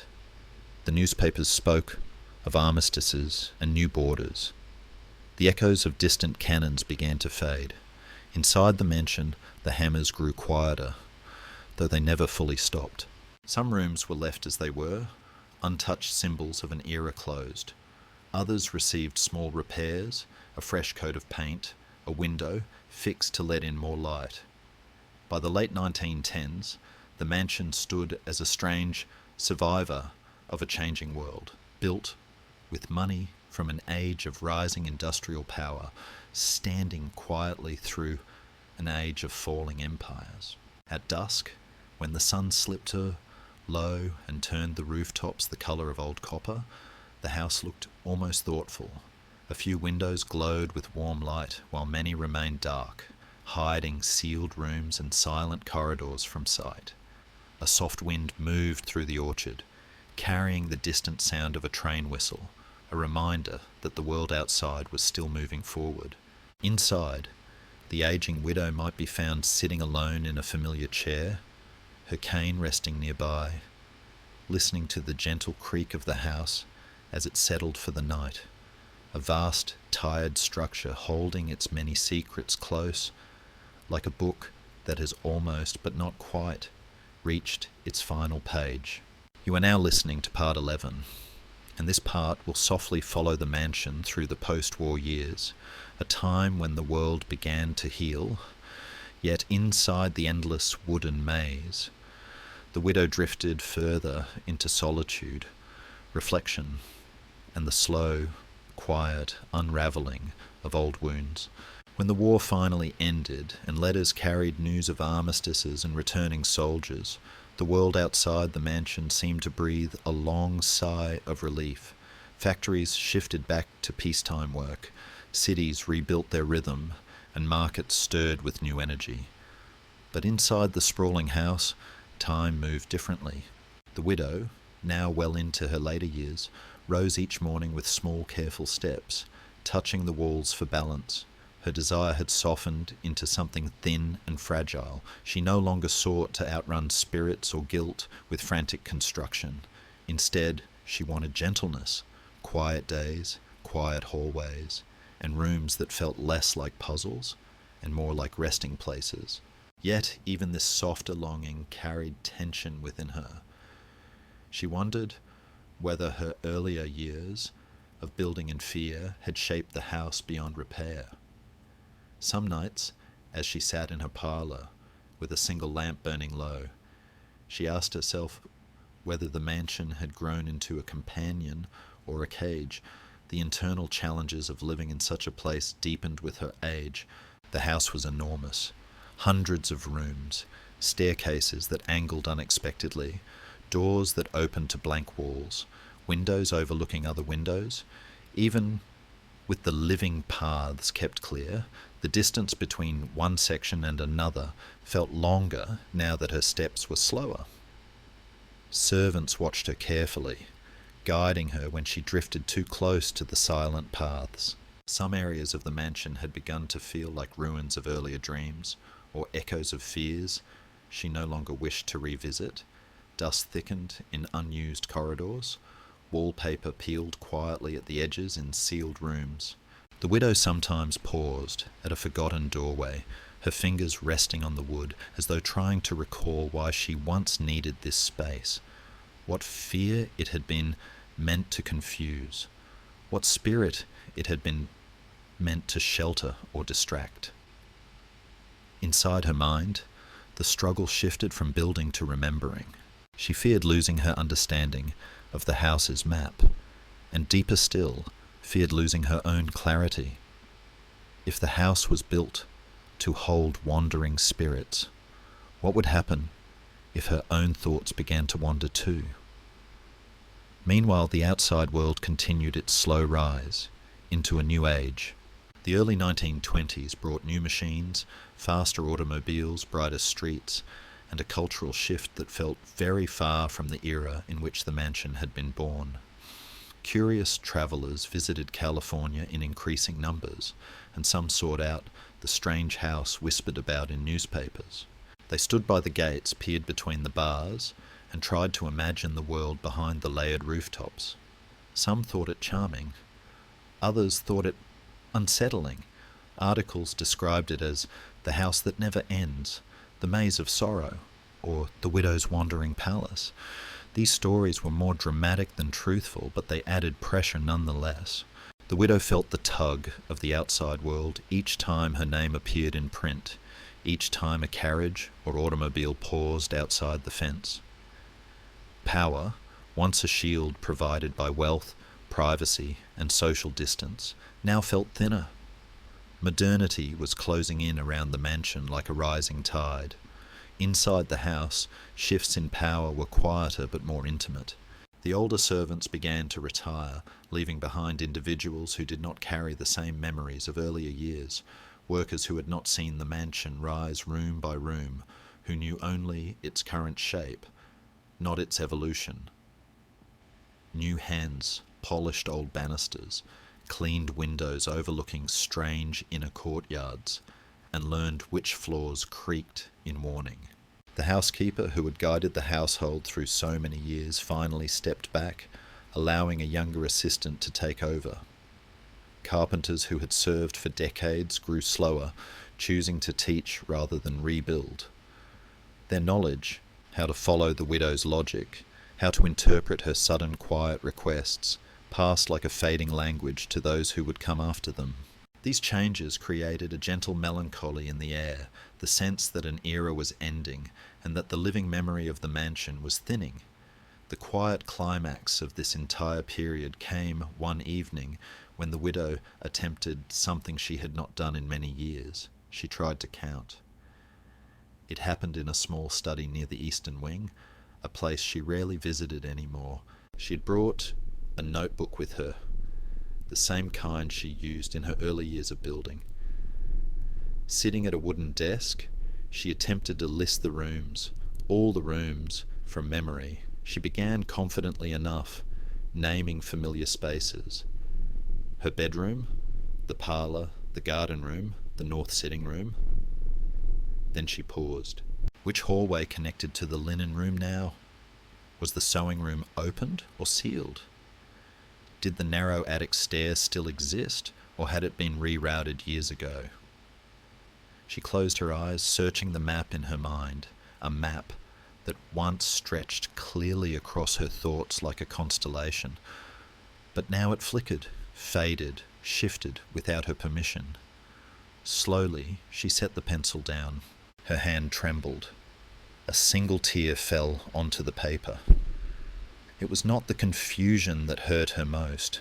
It was the realization that the house she had built to keep the dead at bay had grown so large, so complex, that she herself could no longer fully grasp it. After that evening, she walked with different awareness.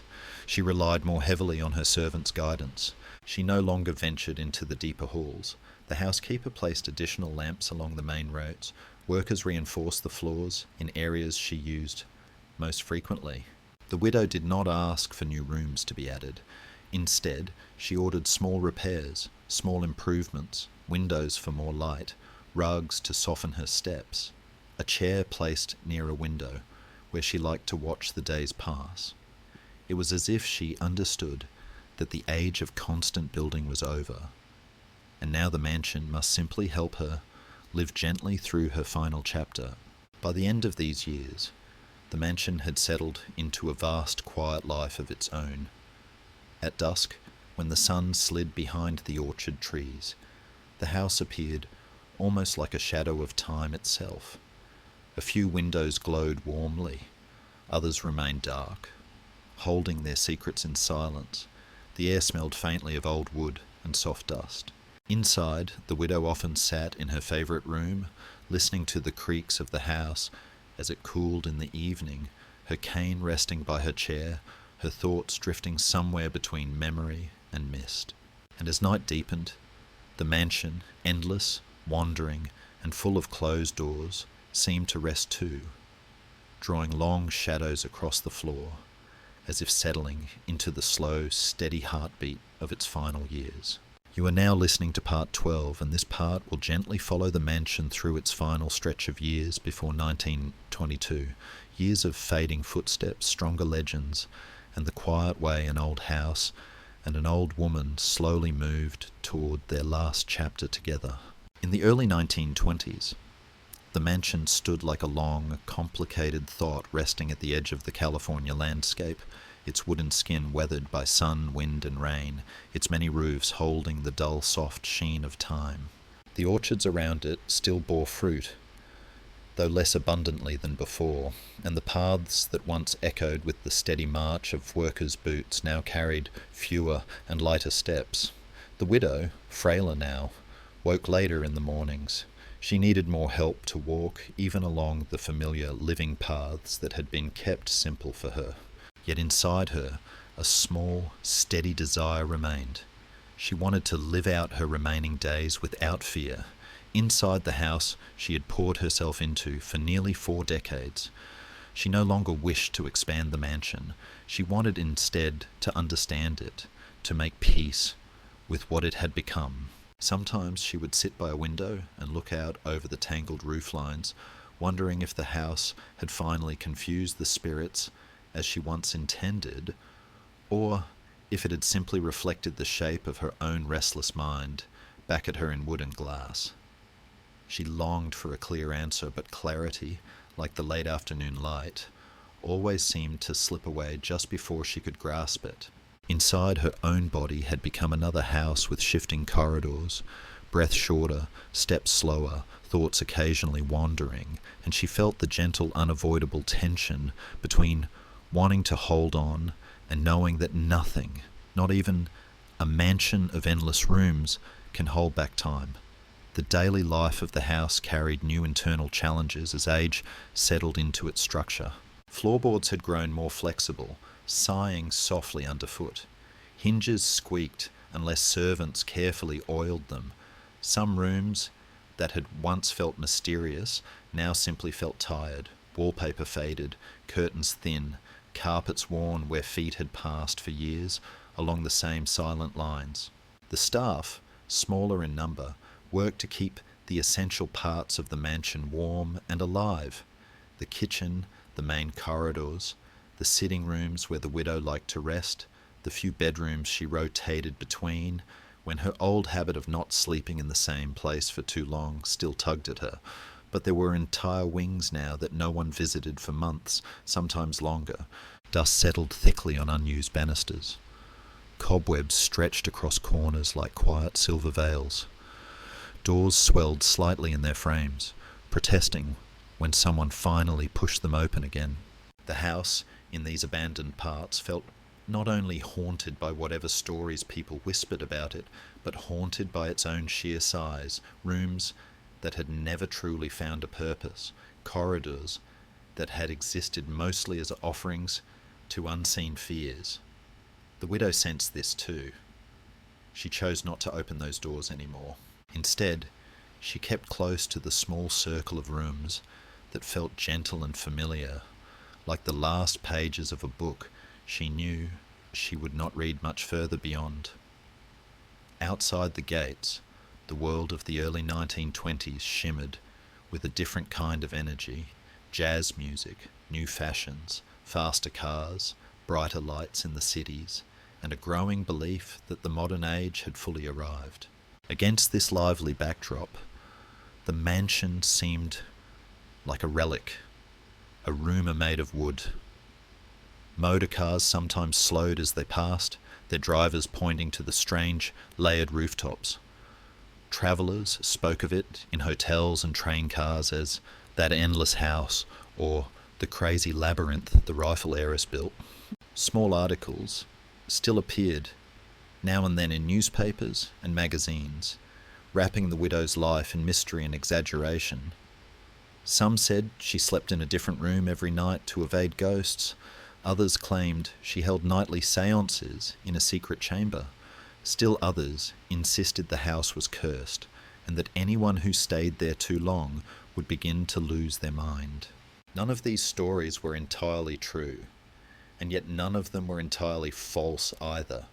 The house had been born from a mix of grief, guilt, belief and fear, and those things left marks you could not sweep away like dust. The pressure of the outside world was softer now, more like a constant background murmur than a direct force, but the widow could feel it. She knew the mansion had become more than a home. It had become a story people told one another to feel a shiver before sleep. Within the house, a handful of loyal allies remained close to her.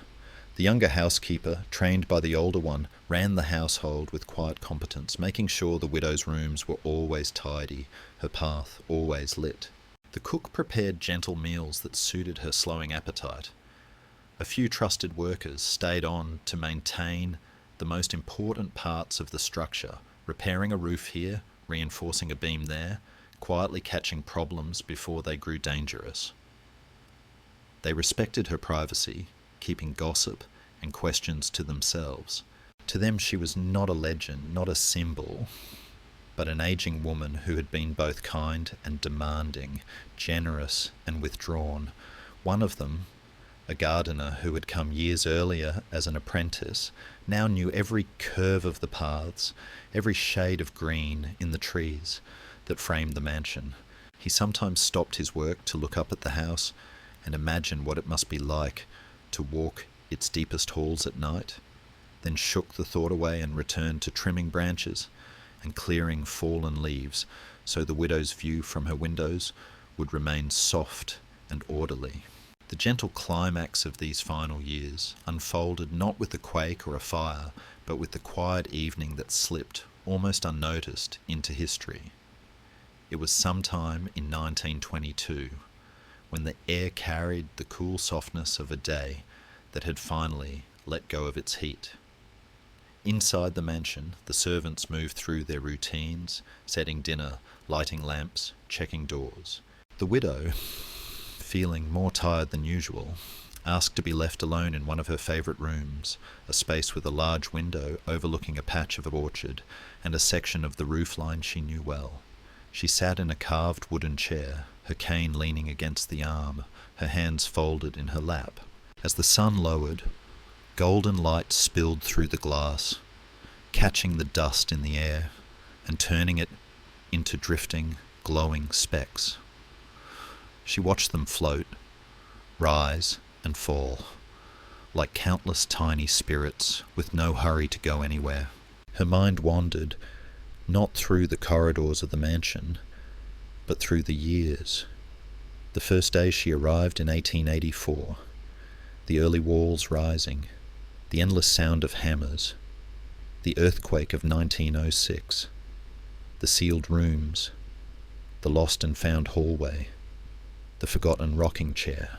She remembered the faces of workers who had come and gone, servants who had grown old and retired, voices that once filled the house and now existed only in the softest echoes of memory.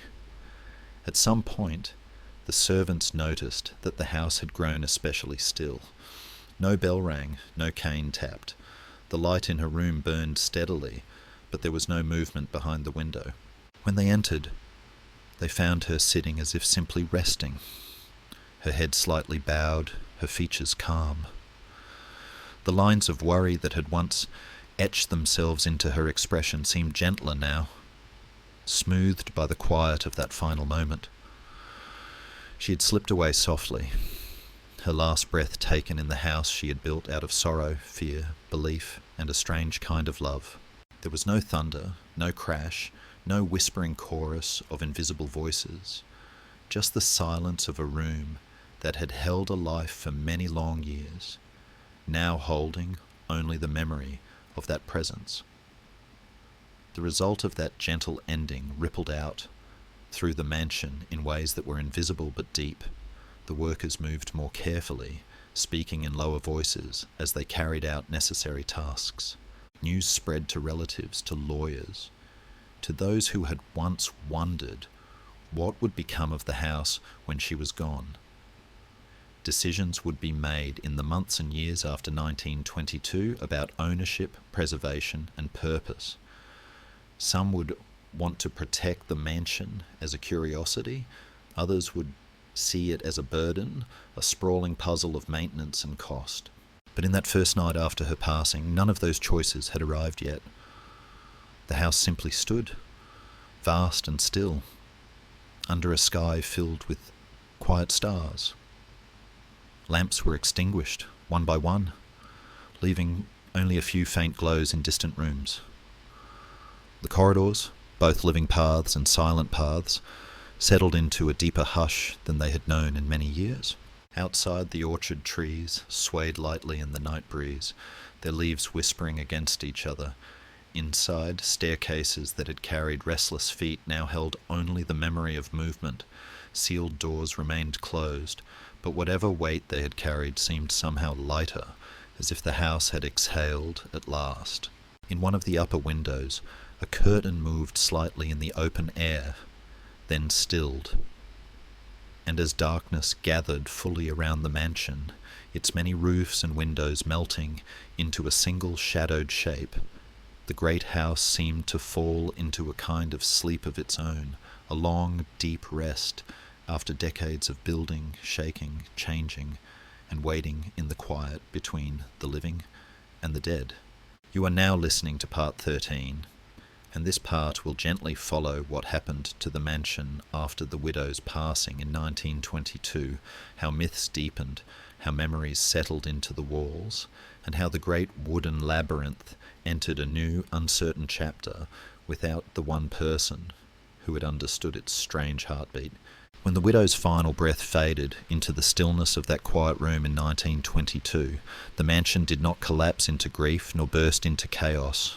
Instead, it entered a silence so deep that even the servants felt it settle across the halls like a thin layer of frost. For nearly 40 years, the house had grown, bent, twisted and changed according to her will, no one else's. Now it stood without her, a vast wandering maze that had suddenly lost the voice that whispered where new rooms should appear or which door should be sealed. In the morning light following her passing, the servants moved softly through the corridors, speaking in hushed tones, as if the house itself might be mourning. They closed the curtains in the main rooms. They extinguished lamps left burning overnight. Some paused at unusual corners, doors leading nowhere, staircases rising into shadows. And for the first time they wondered not how to build, but how to live inside a place whose purpose had always been tied to a single woman's fears and hopes. In their hearts, the staff felt two gentle desires. One was to honour her memory, the other was to find a way to exist in a house whose future had suddenly become uncertain. Yet, alongside these quiet wishes, lived an inner conflict. What would this mansion become now? A museum? A burden? A story retold until it lost its truth? No one knew. Not even the house seemed sure. Inside the structure itself, small signs of change stirred. The rooms she favoured felt different now that her footsteps no longer crossed their floors. In the sealed hallways, dust settled more quickly. In the silent paths, the air grew a little heavier, as though the house were waiting for new instructions that would never come.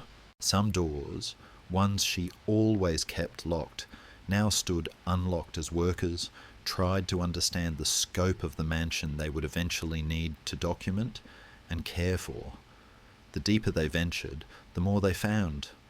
Rooms that seemed untouched for decades, windows boarded from within, staircases that ended at ceilings, cupboards that hid other rooms behind them.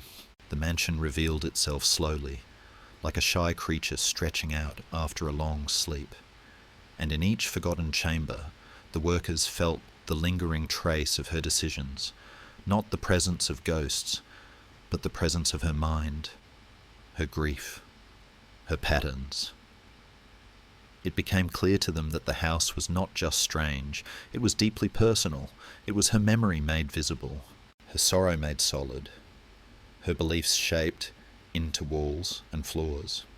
And now, without her, it felt as though the house was trying to remember why it had been built in the first place.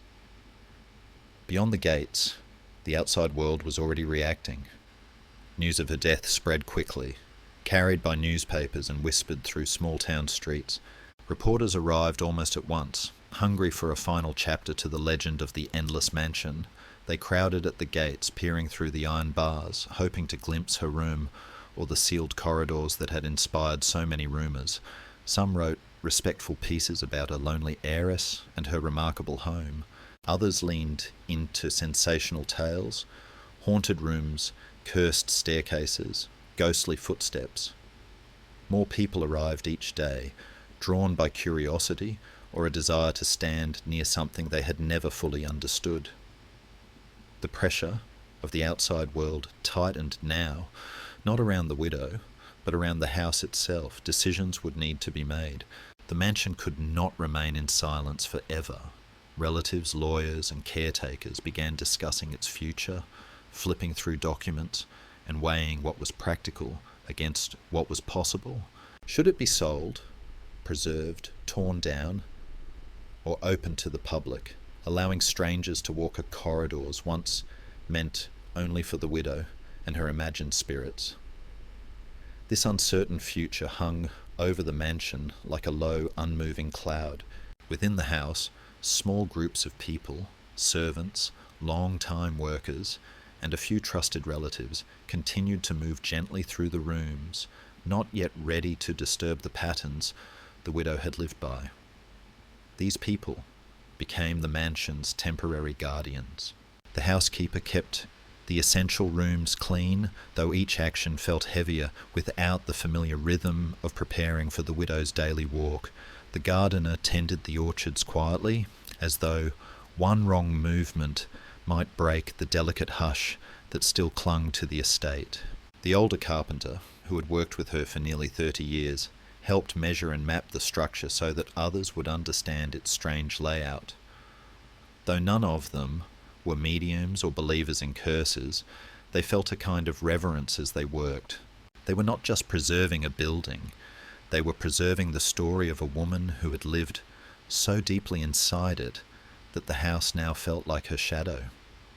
The gentle climax of this period arrived when the caretakers attempted something the widow herself had never done.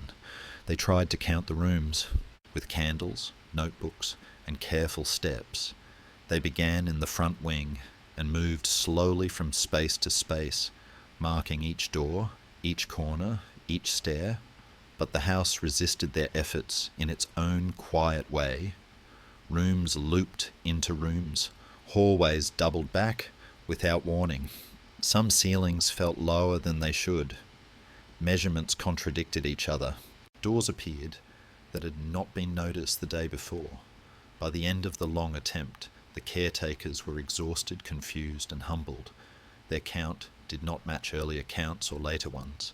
The numbers shifted, not because the house was magical, but because it was overwhelming, a physical maze shaped by decades of constant change.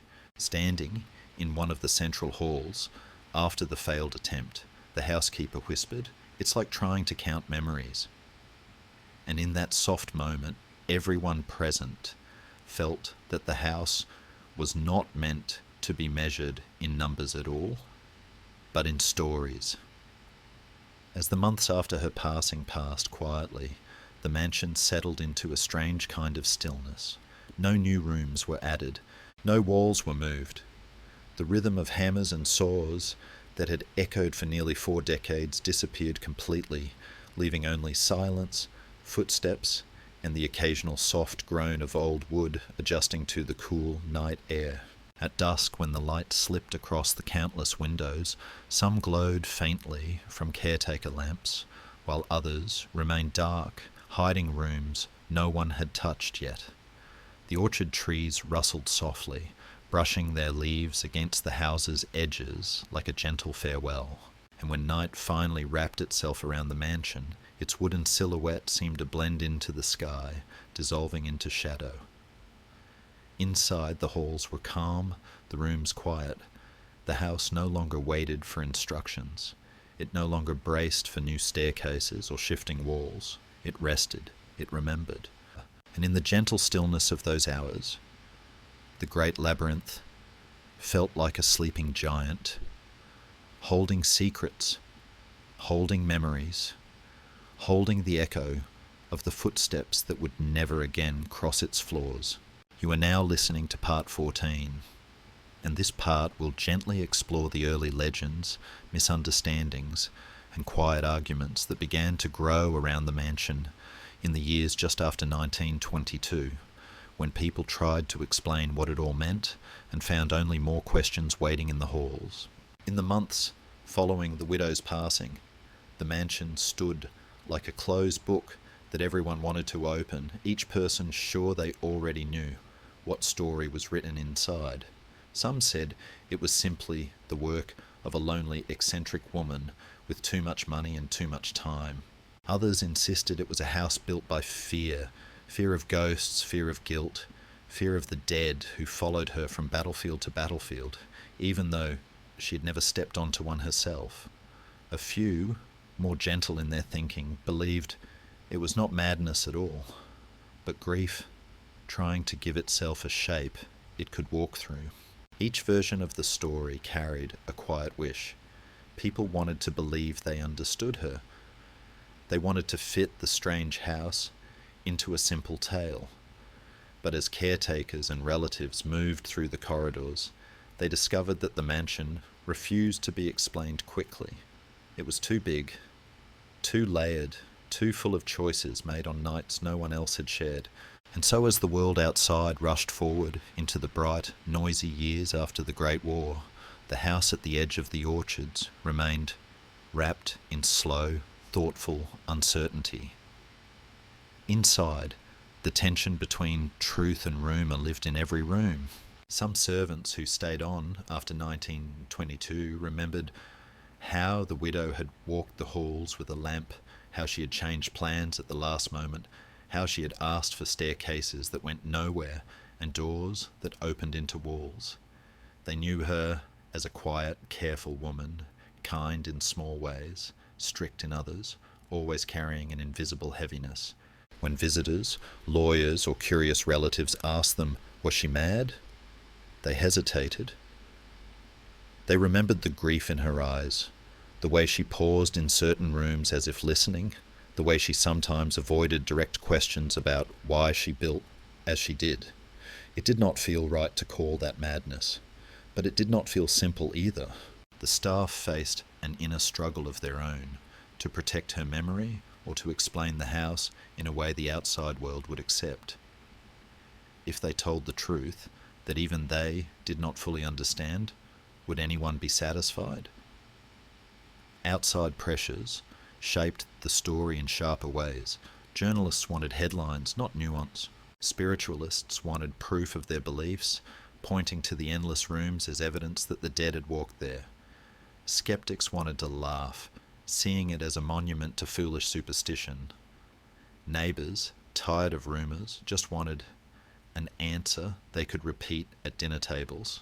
Everyone, it seemed, wanted the mansion to stand for something clear, a warning against guilt, a symbol of faith gone too far, or a strange art piece built by a woman who could not sleep at night. Developers, too, began to circle quietly, seeing the large estate as valuable land in a growing region. For them the story did not matter, only the soil, the sunlight, and the space. Their interest brought a new kind of threat, not to the widow's reputation, but to the very wood and glass of the house itself. The idea of tearing it down whispered through a few private conversations like a cold draught under a locked door. Yet the mansion also found defenders. Among the relatives and local citizens were a few people who looked at it not as a joke or a curse, but as a rare piece of human history. Strange, yes, but honest in its strangeness. A young teacher from a nearby town visited once and felt something quiet in its halls, a sadness that was not frightening, but deep. He wrote a small article, not for a big newspaper, but for a local paper, describing the house as a labyrinth of grief built in wood. A lawyer handling parts of the estate argued that the house should be preserved, at least for a time, so that its story could be better understood. Caretakers who had worked there for years spoke gently in its favour, telling anyone who would listen that the widow had not built out of cruelty or vanity, but out of a desperate desire to live with what she could not change. These voices did not shout, they did not win every argument, but they formed a soft circle of protection around the mansion just when it most needed it. The quiet climax of this time came when a small group of relatives, caretakers, and advisors gathered in one of the larger rooms to decide what, at least for now, should happen. Sunlight filtered through high windows, lighting dust in the air like golden mist. Rolled up floor plans lay on a long table next to letters and legal documents. Some argued that the house was too costly to maintain, too risky, too strange. Others said it was priceless because it was strange. Voices rose, then fell. No one shouted. The house itself seemed to swallow loudness. After many hours, they did not find a perfect answer, but they did agree on one thing. The mansion would not be torn down. Not yet. It would remain standing while they explored possibilities, perhaps to be opened one day to visitors, perhaps to be studied, perhaps simply to sit quietly and let time speak through its boards. It was not a final decision, but it was a turning point. For the first time, people were choosing to keep the house, not only out of duty to the dead owner, but out of a growing sense that destroying it would be like tearing out a chapter from a history book that still had much to teach. In the days after that meeting, the mansion's life slipped into a new shape. Caretakers continued their rounds. A few architects and curious minds walked through its corridors, taking notes, sketching unusual windows, tracing the paths of impossible staircases. Some came expecting to laugh and left feeling unexpectedly quiet, moved by the sheer weight of a life poured into rooms.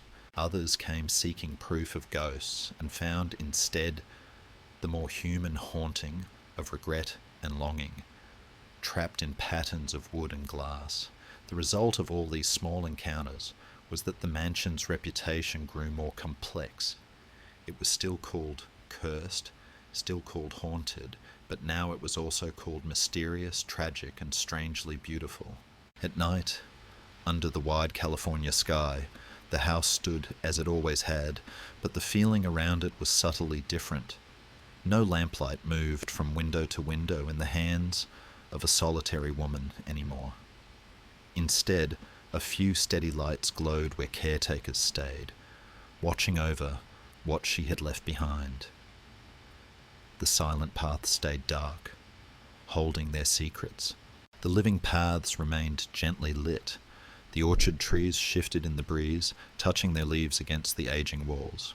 And in that hush, between midnight and dawn, the mansion seemed to hover somewhere between explanation and enigma, no longer directed by the widow's fears, no longer fully claimed by those who came after her, but resting in a quiet space of its own, like a question that does not need an answer to keep existing in the dark. You are now listening to part 15, and this part will quietly follow the early years when the mansion, no longer guided by its creator, first began to meet the wider world, step by slow step, as curious visitors, families and storytellers entered its halls and tried to understand what it really was. After 1922, once the legal matters settled and caretakers took steady responsibility for the estate, the mansion entered a strange, delicate phase of existence. It was no longer a private sanctuary, but not yet a public place. It stood in a kind of twilight state, watched, wondered about, but still closed to most. Outside, the world of the 1920s surged with energy. Radios crackled in homes, automobiles puttered along new roads, and people embraced modernity with bright, fast enthusiasm. Against this backdrop, the mansion looked almost like a relic that had drifted accidentally into a newer century. Yet it was exactly this contrast, this gentle resistance to time, that began drawing curious eyes. Families driving past slowed to stare through the orchard trees. Travellers stopped on the roadside, squinting at the layers of rooftops rising unevenly into the sky. Some claimed they felt a sudden chill when they looked at the upper windows. Others said the house seemed to watch them, as though it remembered being private and did not entirely welcome the attention. And from these small moments, a new desire began to form softly around the estate, the wish to step inside. People wanted to see what the walls hid, to know why staircases ended in ceilings, to understand the mind behind the strange maze. Inside the house, caretakers faced new internal struggles. They were asked to maintain a structure that had been designed without any clear guiding blueprint, without repetition, and without explanation. They patched roofs one week, only to find leaks somewhere unexpected the next. They hammered loose steps back into place, oiled hinges that creaked, and repaired windows that rattled with the faintest wind. But the deeper they travelled into the older wings, the more they uncovered puzzles left behind. Hidden rooms behind panels, tiny staircases tucked between walls, ventilation shafts that created pockets of cold air as though the house breathed in strange patterns. These discoveries unsettled some workers, not because they feared spirits, but because they feared accidents. The house was beautiful, but it was unpredictable. A person could step through a doorway and nearly stumble into an unfinished drop. A hallway could narrow so suddenly it forced even a grown man to turn sideways. The caretakers wanted to protect the mansion, yet they also wanted to protect themselves. And in that quiet balancing act, a thought slowly emerged among them. Perhaps the house needed to be opened, not just to satisfy curiosity, but so that it could be studied, understood, and preserved before age and nature quietly unravelled it from within. Outside forces soon pushed the matter forward. Local businesses suggested that opening the house could draw visitors, travellers who might spend money in town and bring new life to the community. Journalists argued that the mansion was too famous to remain hidden. Its legend had grown far beyond its gates, and people deserved to see the truth behind the rumours. A few officials were concerned about safety, but they also understood that neglect could be far more dangerous than guided access. Meanwhile, distant relatives of the widow, some practical, some sentimental, began to consider how best to honour both the heritage and the future of the estate. There was debate, hesitation, and no small amount of worry. Some feared that opening the mansion would cheapen its story, turning grief and mystery into spectacle. Others feared that keeping it closed would cause the world to forget the woman who had built it with such fierce trembling devotion. These opposing pressures formed a quiet storm around the mansion, one that mirrored the fragile conflict inside those who tended it.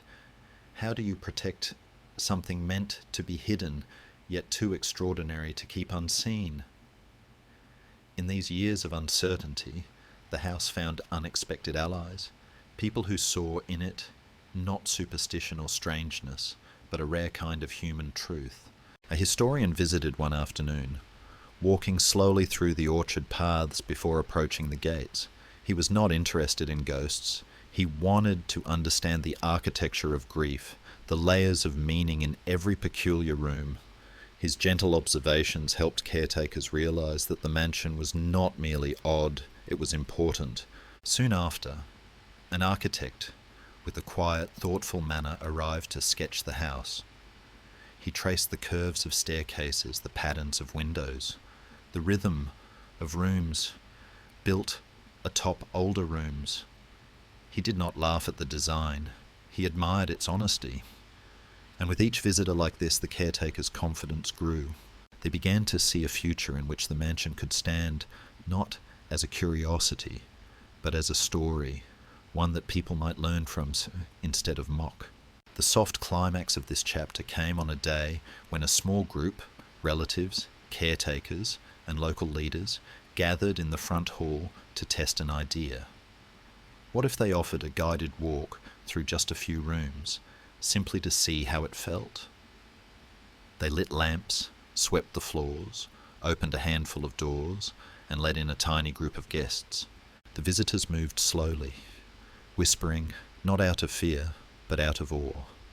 They traced their fingers along handrails smoothed by decades. They marvelled at tiny corners lit by stray sunbeams. They stood quietly before a staircase that rose into the ceiling, trying to imagine what purpose it once served. And as caretakers watched, they realised something unexpected. The mansion was not diminished by being seen. It did not lose its mystery. If anything, its presence seemed to grow more serene, as if the house, long silent and private, recognised that it was finally being witnessed with gentleness rather than gossip. In the evenings that followed, when the small trial visits ended and the gates were closed again, the mansion felt different. Its shadows seemed softer, the air inside seemed less heavy. Lamps glowed warmly behind chosen windows. The silent paths remained untouched, dark and secret as always, but the living paths carried a new sense of purpose.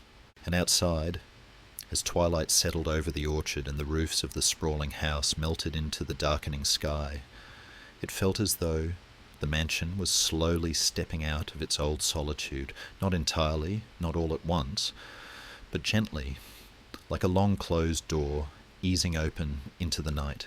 You are now listening to part 16, and this part will quietly follow the mansion as it began to reveal its gentle legacy in the years after those first small visits, how people slowly came to see it, not as a curse nor a warning, but as something softly human that reflected the fragile echoes of the woman who built it. As the 1920s continued, the mansion found itself stepping cautiously into a new stage of life.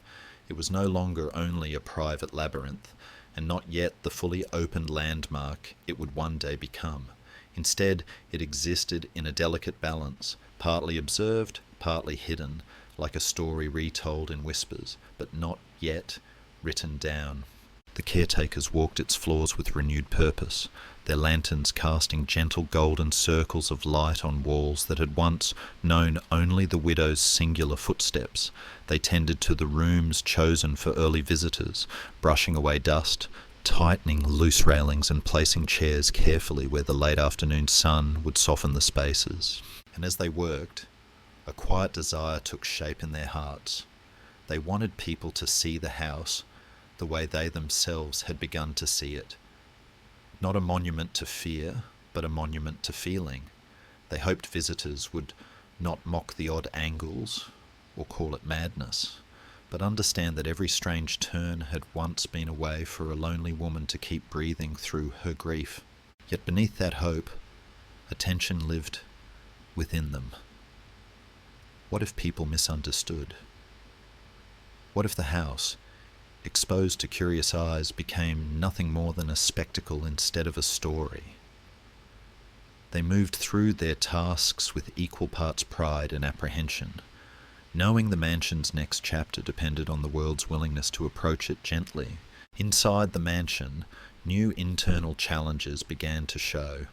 Opening even small sections to occasional visitors meant ensuring safety in a place that had never been designed with safety in mind. Narrow staircases needed reinforcement. Hidden drops required railings. Some doors that sprang open unexpectedly had to be secured. Even small choices, such as which chair to leave in which room, required thought, because in some spaces the wrong object created shadows that startled more sensitive guests. In the deeper wings, rooms remained untouched, holding layers of silence that even caretakers hesitated to disturb. The housekeeper often paused before certain doors, remembering the widow pausing in the same places as if listening for something beyond hearing. She wondered whether the widow had felt these rooms differently, as echoes, as memories, as small threads of hope or sorrow woven into the wood. And though she did not truly believe in ghosts, she believed in the weight of a long life, and she understood that some spaces were not ready to be opened yet because time itself had not finished settling inside them. Beyond the gates, the mansion's reputation continued to change in subtle ways. People began telling stories not only of hauntings, but of architecture, of craftsmanship, of a woman who had faced unimaginable grief and responded by building something vast and intricate rather than sinking into silence. Writers described it as a house with a soul made of unanswered questions. A few artists painted it from the road, capturing its many windows glowing like fireflies at dusk. A historian studying early California wrote an article calling it a testament to the uncertain roads grief can lead us down, and families who drove past the estate told children not ghost stories, but stories of perseverance, of a woman who kept moving forward, room by room, when sorrow might otherwise have stopped her. The house still carried myths, but the myths were shifting, softening, acquiring warmth. That shift was subtle, but it changed the way the mansion sat in the collective imagination. Instead of being seen solely as a cursed place, it was gradually becoming a story of humanity. New allies emerged as well. Among them was a young woman from a nearby college who visited during one of the early guided walks. She was studying architecture and saw something rare in the mansion, a structure that defied traditional forms not through carelessness, but through emotion.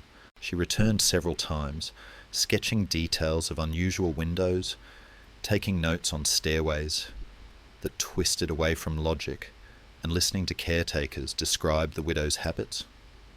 One afternoon, standing in a room with sunlight filtering through a patterned window, she softly said to the housekeeper, "This isn't chaos, it's expression."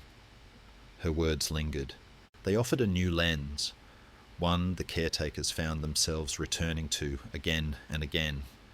Artists, historians, and sympathetic minds like hers became quiet champions of the house, arguing in letters and conversations that its value was not in its oddity, but in its story, a story that deserved to be preserved with care. The gentle climax of this chapter unfolded on an evening when the caretakers decided to open a few more rooms for a planned tour. They chose a sequence that would reveal both the strangeness and the softness of the mansion, a narrow hallway where light fell in thin stripes, a sitting room preserved almost exactly as the widow had left it, and a windowed landing overlooking a courtyard where vines curled peacefully along the wooden walls. They guided visitors slowly, speaking quietly, answering questions in calm tones. One visitor pointed to a door that opened onto a blank wall and asked, "Why would anyone build this?" The caretaker hesitated, then simply said, "Perhaps it wasn't about where it led, but what it meant." The visitor nodded, and the group moved on. In that moment, the mansion seemed to be understood in a new way, not as a puzzle to solve, but as a message to feel. Later, as the visitors left and the caretakers extinguished the lamps one by one, the house felt gently transformed. Its walls seemed to hold a softer echo of footsteps. Its long shadows seemed less like secrets and more like memories stretching into the night. In the quiet hours after the last lamp was dimmed, the mansion settled into stillness. The orchard trees swayed softly outside, brushing their leaves against the siding like old friends. The rooms chosen for visitors held a faint warmth, while the deeper wings remained wrapped in darkness, untouched and patient.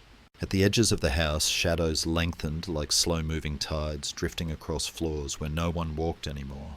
And as the moon rose above the layered rooftops, the mansion stood with a presence both humble and vast, no longer simply the widow's desperate refuge, but a place beginning to understand its own legacy, whispering gently into the night like a long-held story waiting for the world to listen.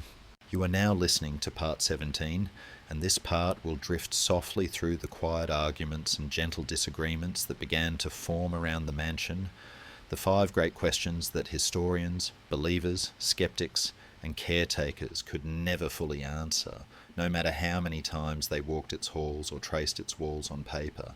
Long after the widow's passing, when the house had become a place that some people visited and others only imagined, it turned into a kind of mirror for whoever looked at it. Those who believed in curses saw one. Those who believed only in sorrow saw that instead. Scholars came with notebooks, eager to gather facts and dates, but even they found themselves pausing in certain doorways, feeling things they could not quite fit into tidy sentences. Over time, their thoughts gathered into 5 soft clusters, 5 debates that circled the mansion like distant moths around a lamp. The first was the question of why she had really built it in the way she did. Was it truly, as the legends claimed, to confuse vengeful spirits born from the weapons her family had made? Or was it a more private attempt to survive grief that had cut too deep by keeping herself always busy, always surrounded by change, so that her heart would not sink too far into stillness? Some letters hinted at superstition. Others simply showed a woman in mourning, searching for meaning. Historians read the same pages and drew different conclusions, and in the spaces between their words, the house itself seemed to smile faintly, as if it knew that the truth lived in a place where both grief and belief intertwined so closely they could not be pulled apart. The second quiet debate circled around the house's strange architecture. Some architects called it chaotic, the product of a mind untrained in design, driven only by impulse and fear. They pointed to staircases that ended in ceilings, doors that opened onto blank walls, rooms with windows facing other rooms. But other thinkers, gentler in their gaze, saw purpose in the oddity. They walked slowly through the mansion, feeling the way light fell differently in each space. How some rooms embraced visitors with low ceilings and warm wood, while others stretched upward unexpectedly like questions. These observers argued that the house was not wrong, but expressive, architecture shaped, not by rules, but by emotion. They spoke softly of emotional geometry and rooms that reflected inner landscapes. Plans were drawn and redrawn, measurements taken and retaken, yet no single map could fully explain why the house felt as it did. The debate remained, looping back on itself like one of the mansion's own hallways. Was this bad design, or a new kind of design never meant to be judged by usual standards at all? A third, more delicate argument followed the line between haunting and memory. Visitors sometimes claimed they heard footsteps in empty corridors, saw faint figures in windows, or felt sudden chills in certain rooms. Ghost hunters arrived with cameras and instruments, hoping to catch evidence that the dead still walked the paths the widow had created for them. Skeptics, standing in the same spaces, felt only drafts slipping through old cracks, or the subtle shift of the house as it settled in the night. Historians, caught between these two camps, listened to both stories and returned to the same core truth. Whether or not spirits moved through the mansion, a very real haunting lived there, the haunting of choices that cannot be undone, of wealth tied to weapons, of a life spent trying to negotiate with invisible burdens. The argument rarely grew loud. Instead, it lingered in quiet questions whispered at the ends of tours. Do you think she really believed the dead were here? Do you think they are still here now? The house gave no answer that anyone could hear, only the soft creak of old wood. Like a sigh, the fourth debate wrapped itself around the question of exploitation and respect. As more visitors came, some worried that every ticket sold turned the widow's suffering into a spectacle. Was it right, they asked, to walk through her bedroom, to stand in the rooms where she had whispered to mediums, or paced alone at night, and to turn those spaces into curiosities? Others argued that keeping the house closed would slowly erase her story entirely, leaving only rumours behind. Caretakers felt this tension every day as they guided people past fragile walls and worn carpets. They chose their words carefully, avoiding mockery, avoiding sensational claims, trying instead to speak of her as a person, flawed, frightened, but deeply human. A few wrote small guides emphasizing empathy over fear, urging visitors to imagine not just ghosts in the corners, but the widow herself kneeling to pick up a fallen object, or pausing in a doorway, candle in hand, listening to a night that seemed too full. The debate did not end, but over time a gentle balance emerged. The mansion could be seen, but it would be spoken of with care. Its story would be told not just to thrill, but to help people understand how far a heart might go when it does not know where else to place its pain. The fifth and final debate was perhaps the softest of all. It asked what, in the end, the mansion meant. Was it a failure? Proof that money and building can never buy peace? Or was it, in a fragile way, a success because it allowed one woman to keep moving through unbearable years instead of falling completely into darkness? Some scholars saw it as a warning about unchecked wealth and the lonely cost of power. Others saw it as a monument to endurance, even if that endurance took a strange shape. Visitors stood beneath the clustered roofs at dusk, watching the last light slide across the windows, and felt different things. One might feel sadness, imagining the widow wandering alone. Another might feel comfort, sensing that even in her fear, she had created a place where countless people after her would come, walk slowly, and think about their own lives. This final question, whether the house is tragedy, refuge, warning, or something else entirely, could not be answered with dates or measurements. It lived instead in the quiet space inside each person as they left, stepping from the dim hallways back into the open air. On some evenings, long after the tours ended and caretakers had locked the doors, the mansion rested under a wide, star-patched sky. Floorboards cooled, stairs stood still, closed doors stayed closed. In a small office, somewhere near the front, a forgotten blueprint might lie open on a desk, its lines crossing and recrossing like veins in a leaf. A single lamp, left on by mistake, would cast a round pool of light over the page, leaving the rest of the room in shadow. Outside, the branches of old trees brushed against the wood with a soft, steady sound, like fingers turning the fragile pages of a book.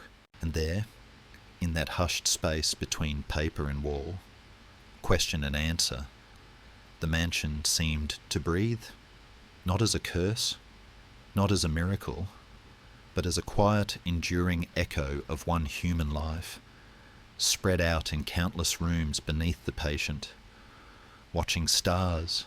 You are now listening to part 18, and this part will move gently through the many misunderstandings, myths, and mistold stories that gathered around the mansion, the tales people repeated even when they weren't true, and the quieter truths that lay underneath them like soft roots hidden in the soil.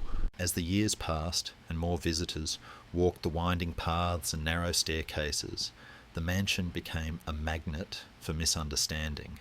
People wanted explanations that were dramatic, tidy, and exciting, stories that made the house feel like something other than what it truly was. They whispered tales to one another as they entered the gates, shared rumours in low voices as they climbed crooked stairs, and left claiming they had discovered secrets no one else knew. The first misunderstanding was the simplest, and perhaps the most popular, the belief that the widow had built the mansion in a single frantic burst of madness. Many visitors imagined her pacing the halls day and night, shouting instructions, tearing down walls within hours of building them. But the truth, softened by time and memory, was gentler. She worked slowly, often quietly. She listened, hesitated, changed her mind with care. The house grew not out of frenzy, but out of a long, wandering search for comfort, a search too slow and too thoughtful to fit the loud stories people preferred. a second misunderstanding wrapped itself around the idea of fear. Some said she slept in a different room every night because ghosts chased her from one chamber to the next. Others claimed she fled from shadows that pursued her through the hallways. But the truth was more tender. She moved rooms for reasons that touched on grief and illness, not terror. Some nights she could not sleep well. Other nights she needed a quieter space, or a room with softer light, or a place where memories felt less heavy. The house, large as it was, gave her choices, and choosing gave her a sense of control in a world that had taken so much from her. Yet the idea of a hunted woman fleeing from spirits was easier for the world to repeat, and so the misunderstanding grew louder over time. A third misunderstanding focused on the architecture itself. Visitors pointed to doors that opened into walls and staircases that climbed nowhere and declared them proof of superstition, confusion, or unfinished whims. But they rarely considered how many times the foundations had shifted, how many earthquakes had changed the structure, how often safety repairs required closing routes or reinforcing corners. Some unusual designs were intentional, yes, shaped by belief, but others were the natural result of decades of additions, repairs, and adjustments. The mansion was not a perfect riddle. It was a living thing that changed over time, the way a forest grows new branches and sheds old ones. Yet people preferred the idea of a carefully crafted mystery, so they ignored the simpler, quieter explanations. A fourth misunderstanding lived in the stories about seances. Creative storytellers claimed the widow held nightly meetings with spirits, that ghostly voices echoed through the rooms, that she built chambers for the dead to gather.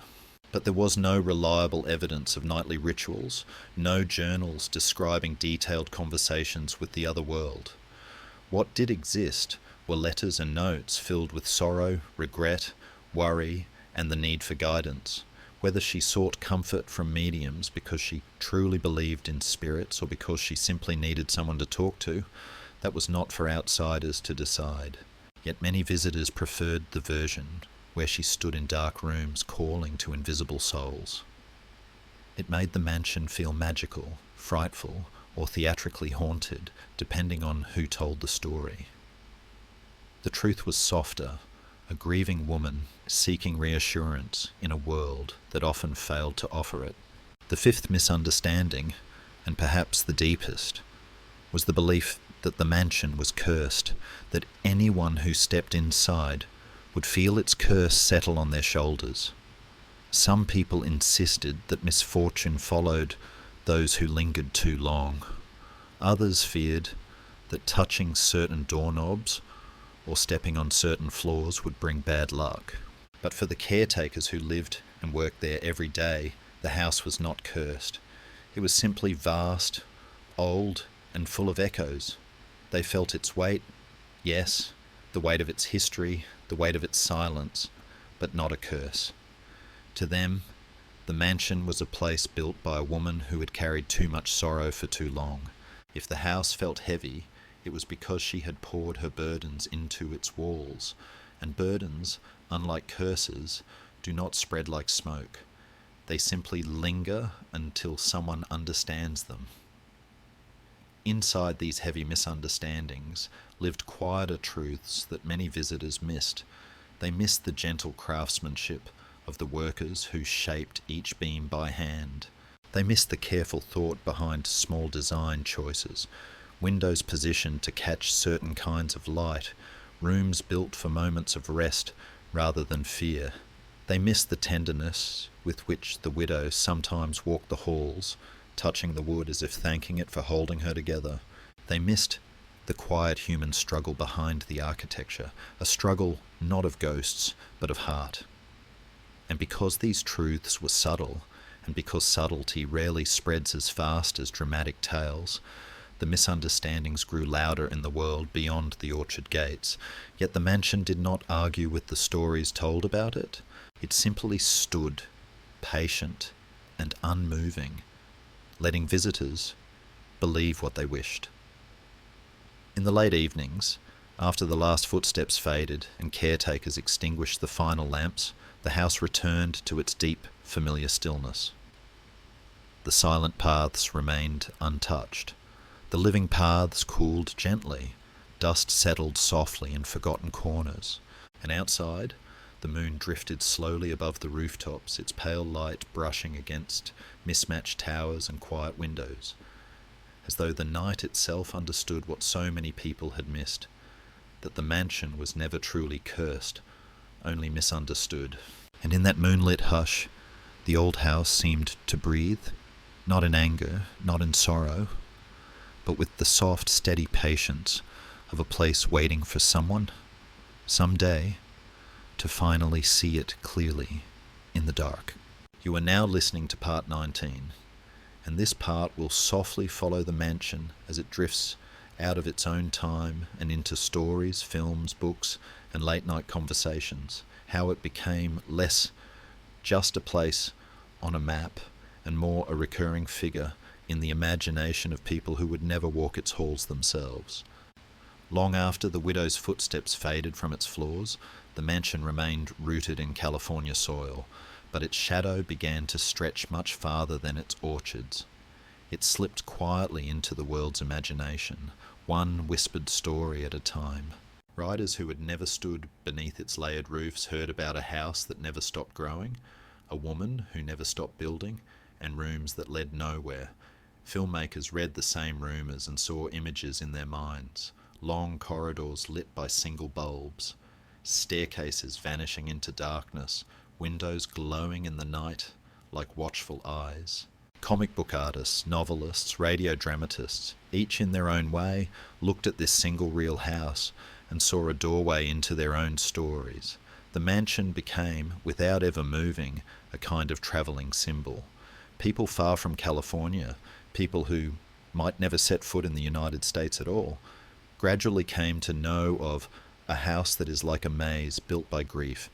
And in that quiet transformation, the building found a second life, one made not of wood and plaster, but of ink, celluloid, and the hush of audiences leaning closer in the dark. Inside this new life lived different kinds of desires. Storytellers wanted a setting that felt already haunted before they added a single ghost. They wanted a place that seemed to hold secrets, even when no special effects were used, no screaming violins played. The mansion, with its true history of sorrow and strange design, offered this naturally. Directors dreamed of tracking shots through twisting hallways, of cameras cresting staircases that ended in ceilings. Writers wanted metaphors made of doors that opened into blank walls, of windows that looked only onto other rooms. They took these desires and shaped them into scripts and chapters, bending the truth a little each time to fit the story they wanted to tell. Some added extra darkness, curses, vengeful spirits, malevolent forces, because they believed audiences needed sharper teeth on their tails. Others softened the mansion's image, turning it into a symbol of a mind trying to heal, a house of puzzles that a character must walk through to find themselves. Each artist reached for something different, but all of them, whether they admitted it or not, were drawing water from the same deep well, the quiet, unsettling fact that one real woman had once tried to build peace for herself out of timber, nails, and endless plans. Of course, there were tensions inside these retellings. The further the mansion travelled in fiction, the more it risked being misunderstood. Producers sometimes pushed for exaggeration. More ghosts, more blood, more visible horrors. They wanted the house to scream on screen, to flash lightning across its roofs, to echo with dramatic cries. But those who had walked through the real halls knew that its strangeness was softer, slower, more like a lingering ache than a sudden wound. Some directors visited the estate and left with a quiet conflict in their hearts. Should they honour the gentler mood of the place, or give in to the louder expectations of their audience? In editing rooms and writers' meetings, compromises were made. A stairway might be made darker, a rumour sharpened into a legend, a quiet room turned into the centre of a supernatural storm. And yet even in these more dramatic versions, something of the mansion's true character remained, a sense of unease that did not depend on sudden shocks, but on the unsettling feeling of being lost somewhere that at once made sense to someone. Outside the world of film and fiction, the mansion also slipped into softer corners of culture. It appeared in short stories read on late-night radio shows, its image described in slow, deliberate tones to listeners lying in their beds with the lights off. It crept into paperback covers, drawn as silhouettes against cloudy skies. It found its way into conversations between friends who liked eerie things, mentioned alongside other strange places in the world that people weren't quite sure how to explain. There's this house, someone might say, where a woman kept building for decades and no one really knows why. And the others would lean in, curious, their imaginations painting their own versions of the hallways and the woman who walked them. The house became, for many who would never see it, not a specific address, but an idea. The idea that grief could be so large it needed a building to hold it. There were allies in this process of gentle myth-making, people who tried to keep the story from drifting too far away from truth. Patient historians published articles and books that explained the documented facts, the years of construction, the earthquakes, the changes in style and structure. They wrote about the widow's wealth, her losses, her beliefs, without turning her into a cartoon of madness. Caretakers at the estate learned to tell the story in ways that honoured her humanity, even as they acknowledged the parts no one could fully know. Some authors and filmmakers, moved by these efforts, chose to weave more compassion into their portrayals. They still used the mansion's eerie presence, but under the shadows and tension, they placed a quieter layer, a recognition that behind every haunted house in a story, there is usually someone whose heart was haunted first. These allies did not erase the darker or more mysterious elements. They simply anchored them in something real and tender, so that audiences who met the fictional versions of the house might feel a trace of the truth underneath. The gentle climax of this cultural life came not in a single film or book, but in a pattern that repeated itself year after year. A person would first encounter the mansion in some imagined form, a movie scene, a ghost story, a drawing, a passing mention in a podcast or late-night show. They would feel a prickle of curiosity and perhaps a soft chill. Then, later, they would learn that the house was real, that a woman had truly lived there and truly built for nearly 40 years. That discovery created a small but meaningful shift inside them. Fictional fear melted into something deeper, a mixture of empathy and unease. The idea that such a house existed in reality made the world feel both stranger and more fragile. Those who visited the estate after knowing it only through fiction often spoke of an unexpected tenderness.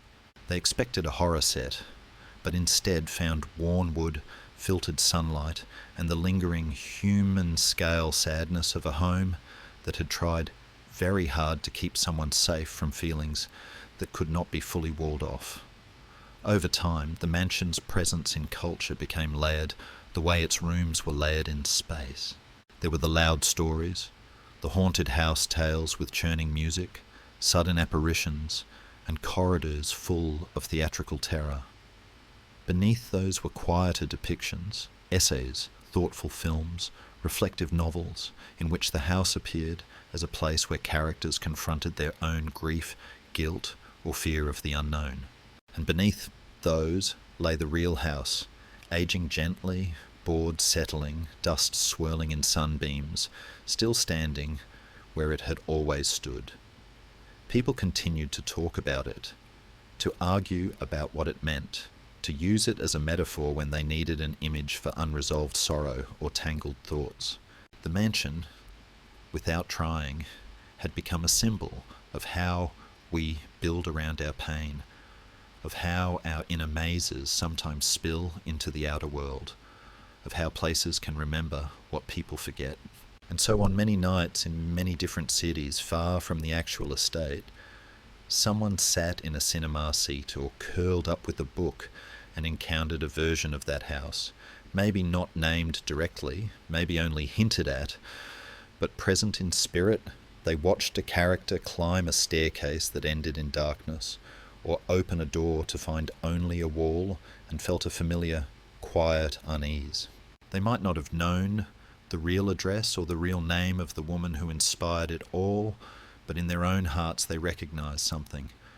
The feeling of moving through spaces that don't quite make sense, built by decisions made in times of fear or sorrow. Later, they walked home under their own night sky, thinking about the story, about the house, about the ways people try to live with what hurts them. Somewhere, under another stretch of stars, the real mansion stood as it always had, its roofs overlapping like folded pages, its windows catching whatever light the moon chose to give. A breeze slipped through the orchard, carrying the faint scent of earth and old wood. Inside, staircases waited in the dark, hallways rested in their long curves, and the quiet rooms held their shadows gently, as though cradling the last soft echoes of a story that had travelled far beyond their walls, into dreams, screens, and the imagination of people who would never quite forget a house that felt like a labyrinth built from a single, restless heart. You are now listening to part 20, and this final part will bring the mansion into the gentle present of its long story, not with a sharp ending, but with the soft, lingering feeling of a place that has outlived fear, outlived misunderstanding, and now rests quietly as a silent teacher for anyone who walks its winding halls. Across the decades following the widow's passing, the mansion slowly accepted its role as both a relic and a reminder. Seasons drifted across its rooftops, rains softened its wood, and sunlight slid through its countless windows in patterns no architect had ever intended, but that nature seemed to understand perfectly. Visitors continued to arrive, first in small groups, then in larger ones, stepping carefully along narrow corridors and ducking under low beams polished by decades of hands. Children gazed up in wonder at staircases that ended in ceilings, while their parents whispered the stories they had heard growing up, stories embroidered with myth, softened by nostalgia, or electrified by the thrill of the unknown. Yet, as more people entered the house year after year, a surprising thing happened. Many left not frightened, but reflective. They entered expecting a haunted maze. They exited feeling as though they had walked through someone's mind, not a dark mind, but a wounded one, trying to heal itself through doors and hallways instead of words. And in those quiet moments, after stepping back into the California light, they carried with them a small wish to be gentle with whatever unseen burdens people might carry. Inside the mansion, changes continued in small, careful steps. Preservation experts worked slowly, reinforcing beams, replacing fragile shingles, and restoring wallpaper that had curled at the edges. Their desire was simple: to keep the house standing without erasing its imperfections. They wanted the creaks, the drafts, the uneven steps, all the things that made the mansion feel alive. Yet they also faced a quiet conflict. Too much restoration risked losing the texture of time. Too little would let the house fade into ruin. They weighed each choice with care, often pausing in doorways the widow once stood in, wondering how she might feel about what they were doing. Sometimes they left a nail untouched because its crooked angle felt like part of the story. Other times they reinforced a fragile staircase while whispering, almost apologetically, "This is only to keep you standing." In this way, the caretakers became silent partners with the house, helping it hold its weight without stripping away the layers of truth built into its walls. Outside the gates, the world continued to change in ways the widow never could have imagined. Automobiles grew faster. Radios became televisions, and televisions became screens held in people's hands. Buildings rose taller than any she had seen, made of steel and glass instead of wood, and patience. Yet through all of this, the mansion remained exactly where it had always been, a still point in a spinning world. People visited from distant countries, stepping through the same front door she had once walked through each morning. Some came seeking mystery, others came to admire the craftsmanship. A few came because they had lost someone and hoped, quietly, that walking through a house built by grief might help them understand their own. The mansion offered no instructions, no answers, but it gave them space, long hallways where footsteps sounded softer than usual, small rooms where beams of sunlight felt like warm hands on the shoulder, and windows that framed trees bending gently in the breeze. For many visitors, that was enough. The allies of the mansion grew in number over the years. Scholars who once dismissed the architecture as chaotic now wrote thoughtful essays about non-linear design driven by emotional need. Architects brought their students to show them how a house could be a poem instead of a blueprint. Psychologists spoke of it as a case study in mourning, resilience, and the ways a person creates meaning in the aftermath of loss. Artists sketched its rooftops from the roadside, finding beauty in its asymmetry. Writers drew inspiration from its hallways, not to frighten readers, but to explore the landscapes of the human heart.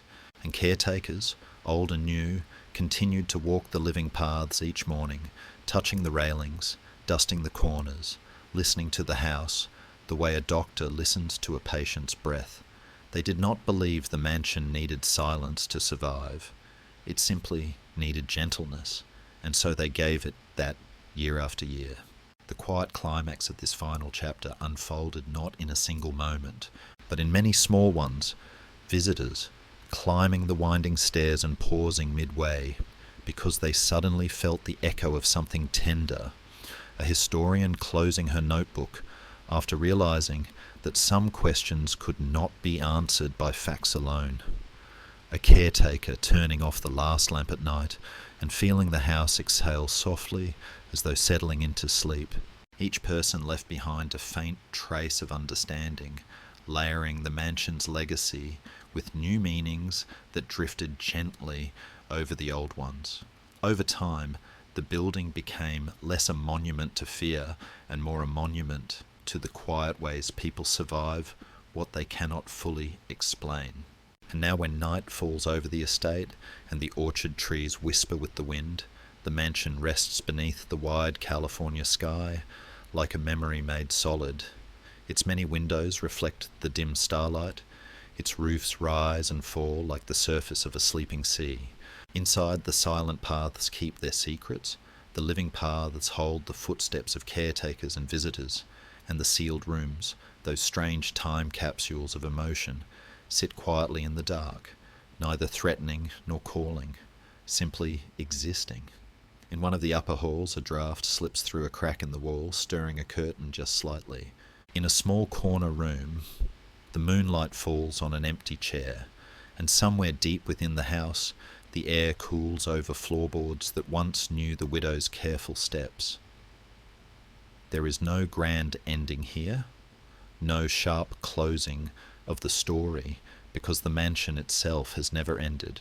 It keeps living in the minds of the people who walk its floors, who tell its stories, who whisper its mysteries into the ears of others who will someday walk there too. It lives in films, in books, in quiet late-night thoughts. It reminds people that grief can build things as much as it breaks them. It reminds them that a life, no matter how strange or heavy, can leave behind something beautiful.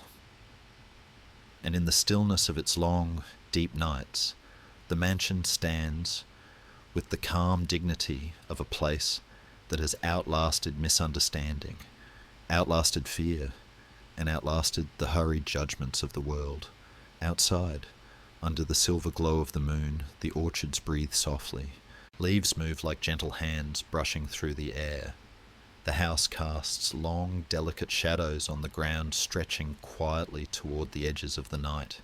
And there, in that soft darkness, the mansion seems not haunted, not cursed, but simply alive, a patient witness to time, holding its many stories in silence, waiting for the next dawn to paint its walls with the light once more,